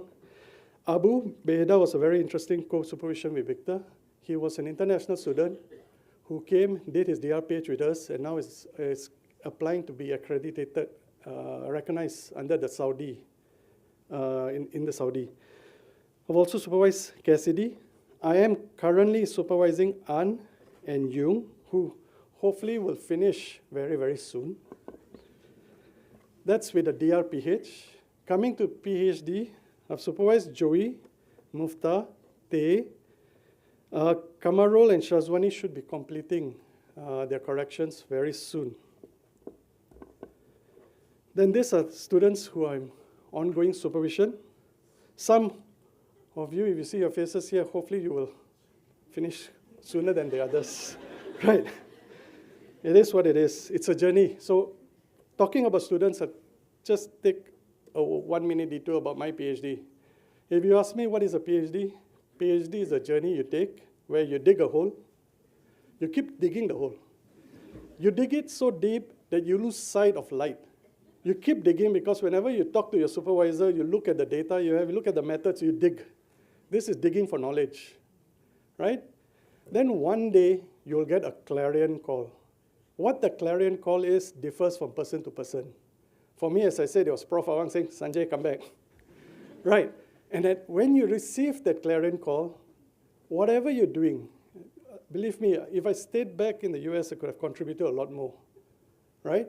But you stop and you say, what do I have to do to complete my journey, this journey? When we join PhD, sometimes we think, or doctoral journey, we think this is the culmination of my knowledge. It is not. It is the beginning. Get it over with and move on with life, right? So,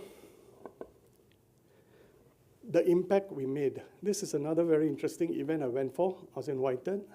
I think it was the NIH Mohem meeting. And Moy was there, Prof Moy was there. And suddenly we met this group of students who had graduated from our department in NIH. Such a large group of students, right? And it was very convenient. Then we said, come on, let's take a photograph. And it started off actually with 3 people, but eventually we got the whole village. Now, I've talked about, but one thing I've not talked about is my MPH 1 year. So I've also supervised 1 year master students. I value supervising all of you. But the time we spend with our 1 year master students is not that much. Now, few lessons I've learned. I have about 3.5 minutes. So the first lesson, developing and sustaining collaborations. It takes time, it takes energy. You need to be culturally competent, especially when you're dealing with people from different cultures, people from different countries, people from different societies, right? You have to be competent. You have to look out for the way you communicate. Key thing is though, you have to invest the time. Collaborations don't start out of the blue. You have to continuously build at it. There will be a point, an inflection point, when suddenly things start to work. But until then, you have to persevere. Number 2, be a lifelong learner, right? I think adopting a growth mindset is very, very important. You should accept the limitations that you have. You should try to go beyond them. One more important thing is remain humble regarding our current understanding of the universe. Personally, this is something that I've gone through. When I came back with an MPH from Harvard, I thought I was great, right? When I used to evaluate students, we call that the young lecturer complex, right? We used to go really hard on them because we are dogmatic sometimes. When you start learning something, you become dogmatic in that field. However, with further knowledge, with further growth, you learn to become humble. And I really like the quote by Karl Popper. With increasing knowledge comes a better articulation of our ignorance, raising awareness of what we still do not know. So the more knowledge you gain, the more humble you become, because you become aware of how more ignorant you don't know, or you become more aware of what you do not know. Another lesson, perform your duties while detaching from its rewards. I think this is important. Do the best you can, right? But don't get emotionally attached to what you're doing.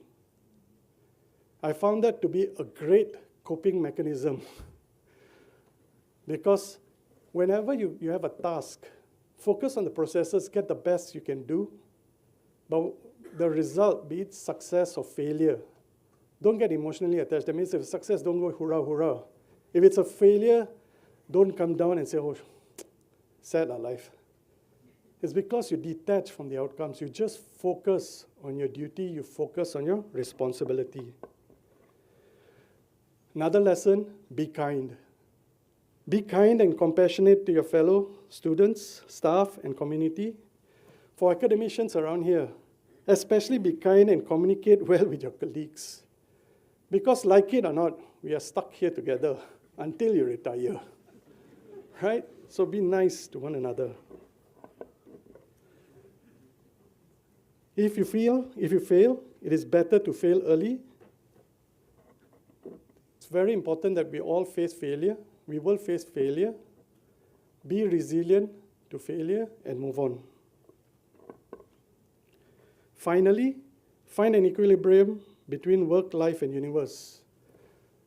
I started right when I was writing, this came out from a discussion I had with my supervisor, right? And he told me, there are things we like to do, things we are good at, and things we are known for. So that led me to this. While some individuals may find that their passions align with their professional recognition and financial rewards, many face a complex interplay among your various pursuits. Finding equilibrium is essential for overall well-being.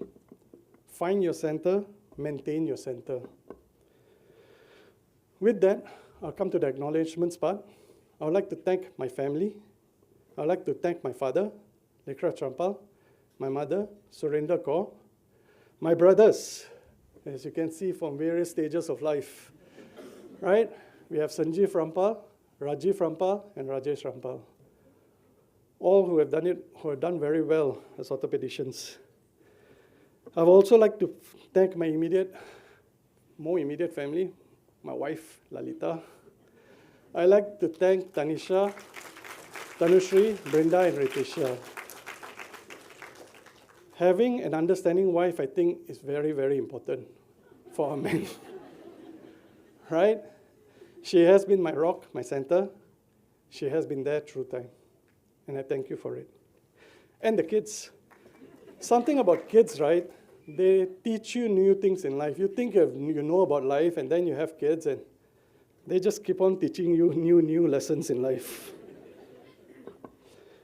Next, I would like to thank the management of Faculty of Management, Faculty of Medicine. I'd like to thank Prof. Young, Prof. Sharul, Prof. Yazid, Prof. Azlina, Prof. Tengku Ahmad, and our excellent Madam Sarina. All of them and all other staff and officers at the Dean's Office help facilitate my work as Deputy Dean of Research. I know I'm running on 2 minutes past time. Acknowledgements, what do you do? I would like to thank Prof. Aihui, see her there, who has been one of the bedrocks. Prof. Aihui and Prof. Vairavarman have been one of the bedrocks of the research unit. They keep it ticking. They help me tremendously in ensuring that we help our faculty do the best we can. I also like to thank all the other research unit heads, the research lab heads.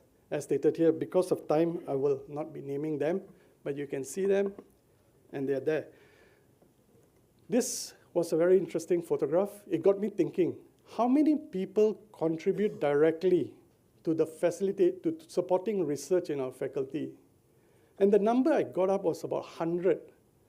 We have about 100 academic staff who contribute their time to the faculty to ensure that our output and impact is as high as it is good. For that, I thank all of you from the bottom of my heart.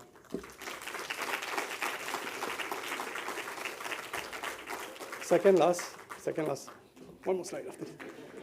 Second last is we have the research office. I would like to thank all my staff at the research office who, you all are all there. As due to time, I'm just going to skip the names, but you can see there. I thank you all. You help make my work a lot easier every day, and you help our staff directly in producing better impact, higher impact research. I'd like to thank the department, all the academic staff of the department. Actually, this is a bit dated. I was trying to get a newer photograph, couldn't get. Right, last minute. So I'm very sorry if I left out Bala and other newer ones. But I'd like to thank each one of you for your friendship, for your collegiality. And actually, initially we were work colleagues initially, but through time, I think I've spent more time with you all than I've spent with, I spent more time with my wife. But I spent more time with you all than my children, right, over time. Right. Now, this was the picture you saw on the left. This was the picture I started with. When you do your inaugural, you feel you're on top of the world. There are many roads leading to it. You have taken one road, but you are at the pinnacle. Then I thought to myself, am I really? And then you hear about S-curves. So S-curves say is when you've reached the pinnacle and you're comfortable, you're not where you're supposed to be. You're not doing what you're supposed to do. You have to improve. Because when you think you're at the pinnacle, you have opportunity to either further grow or deteriorate. That's the S, right? And life then becomes a series of S-curves. And with that, I leave you with this. Because I'm not sure where I'm going. Most likely I'm going to jump, right? But I hope to continue exponentiating my knowledge, my expertise, and my service to the nation. With that, thank you all.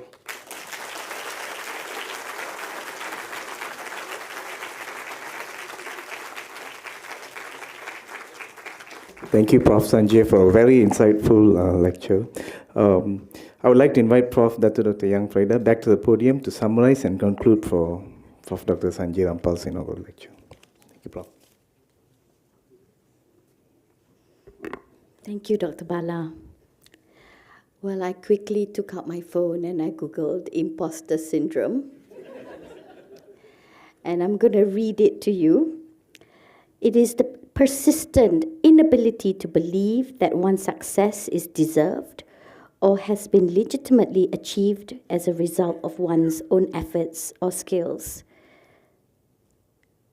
I think what Sanjay shared, Prof. Sanjay shared with us today clearly showed that that's not true, Sanjay. So I want to announce officially in this inaugural lecture, you are not an imposter, and I think everyone can attest to that. It was actually very inspiring to see your life journey and to first be shown with that letter thing. I don't know what it's called, the cloud thing, the word cloud.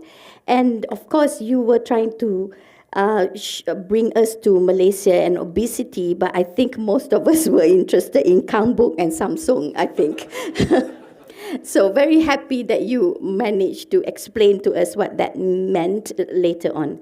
But I think as you go through, as Prof. Sanjay showed, to get where he is today, it is a mixture of different things. It is a mindset, it is the way you approach things, it is your skills, bringing in your skills, bringing in how you feel, your emotions. And if I could just consolidate some of them, I would not be able to do as good a job as Prof. Sanjay did, but I will consolidate some of them. I think the first one is personally, professionally, what you have talked upon is on being able to reflect on your research findings and how you reflect on that and focus on missingness. But at the same time, using that reflection to reflect on your life and your actions. And I think that is very powerful, and we should never forget to do that. I think you showed us the audacity of applying big.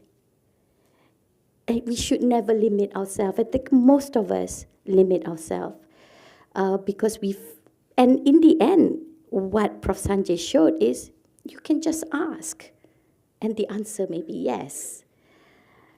And sometimes the answer may be 5 times yes, as with your PhD. And I think you talk about the impact of networking and collaboration and how important that is. The tenacity of putting your message out and wanting to be heard. The flexibility of being adaptable and yet at the same time accept the outcome of whatever that you do. The strength of teamwork and the satisfaction and selflessness of sharing and training the next generation. And personally, I think Prof. Sanjay talked about the importance and prioritization of work-life balance and the ability to be empowered by mentors, and how wonderful it is if the mentor happens to be your own father. That's very, very important. And generally, to just adopt, to accept the power and understand the power of humility, the power of kindness, and the power of growth mindset.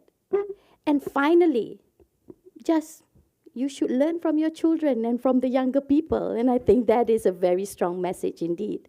So I want to congratulate you, Professor Sanjay Rampal, for that wonderful lecture and for your sharing. Congratulations.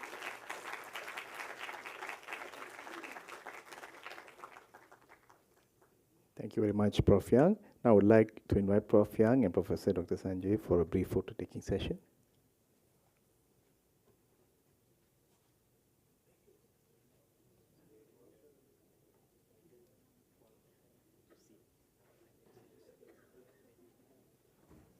Prof. Yang, Prof. Sanjay, could you please be seated? We want to take a group photo. All the others can be just seated. At the center, yeah, we can come towards the center. All on the side, towards the east and west wing, or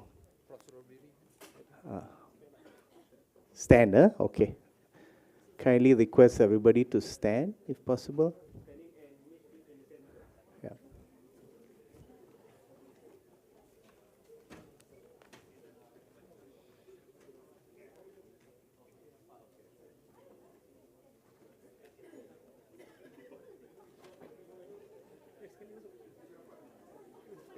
Masuk dulu.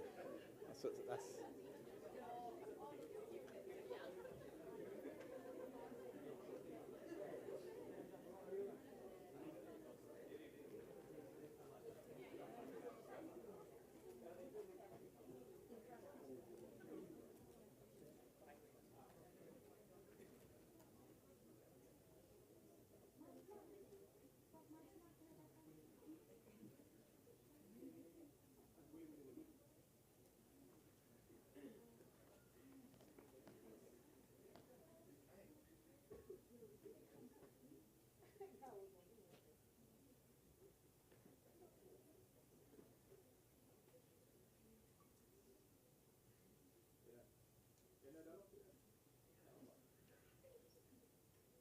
Okay, ready. Freestyle, 1, 2, 3. Double, 1, 2, 3. Okay, freestyle. Okay, good.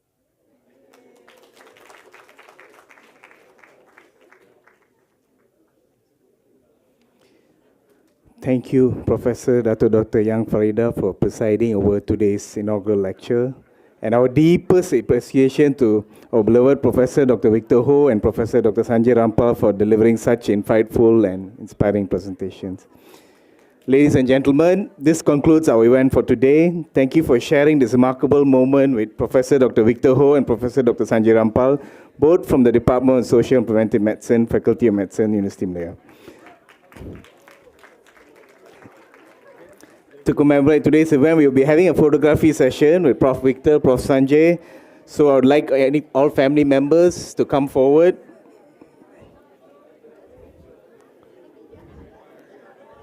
Can have a photography session with Prof. Sanjay, Prof. Victor. I would like to invite colleagues from the Department of Social and Preventive Medicine as well later on.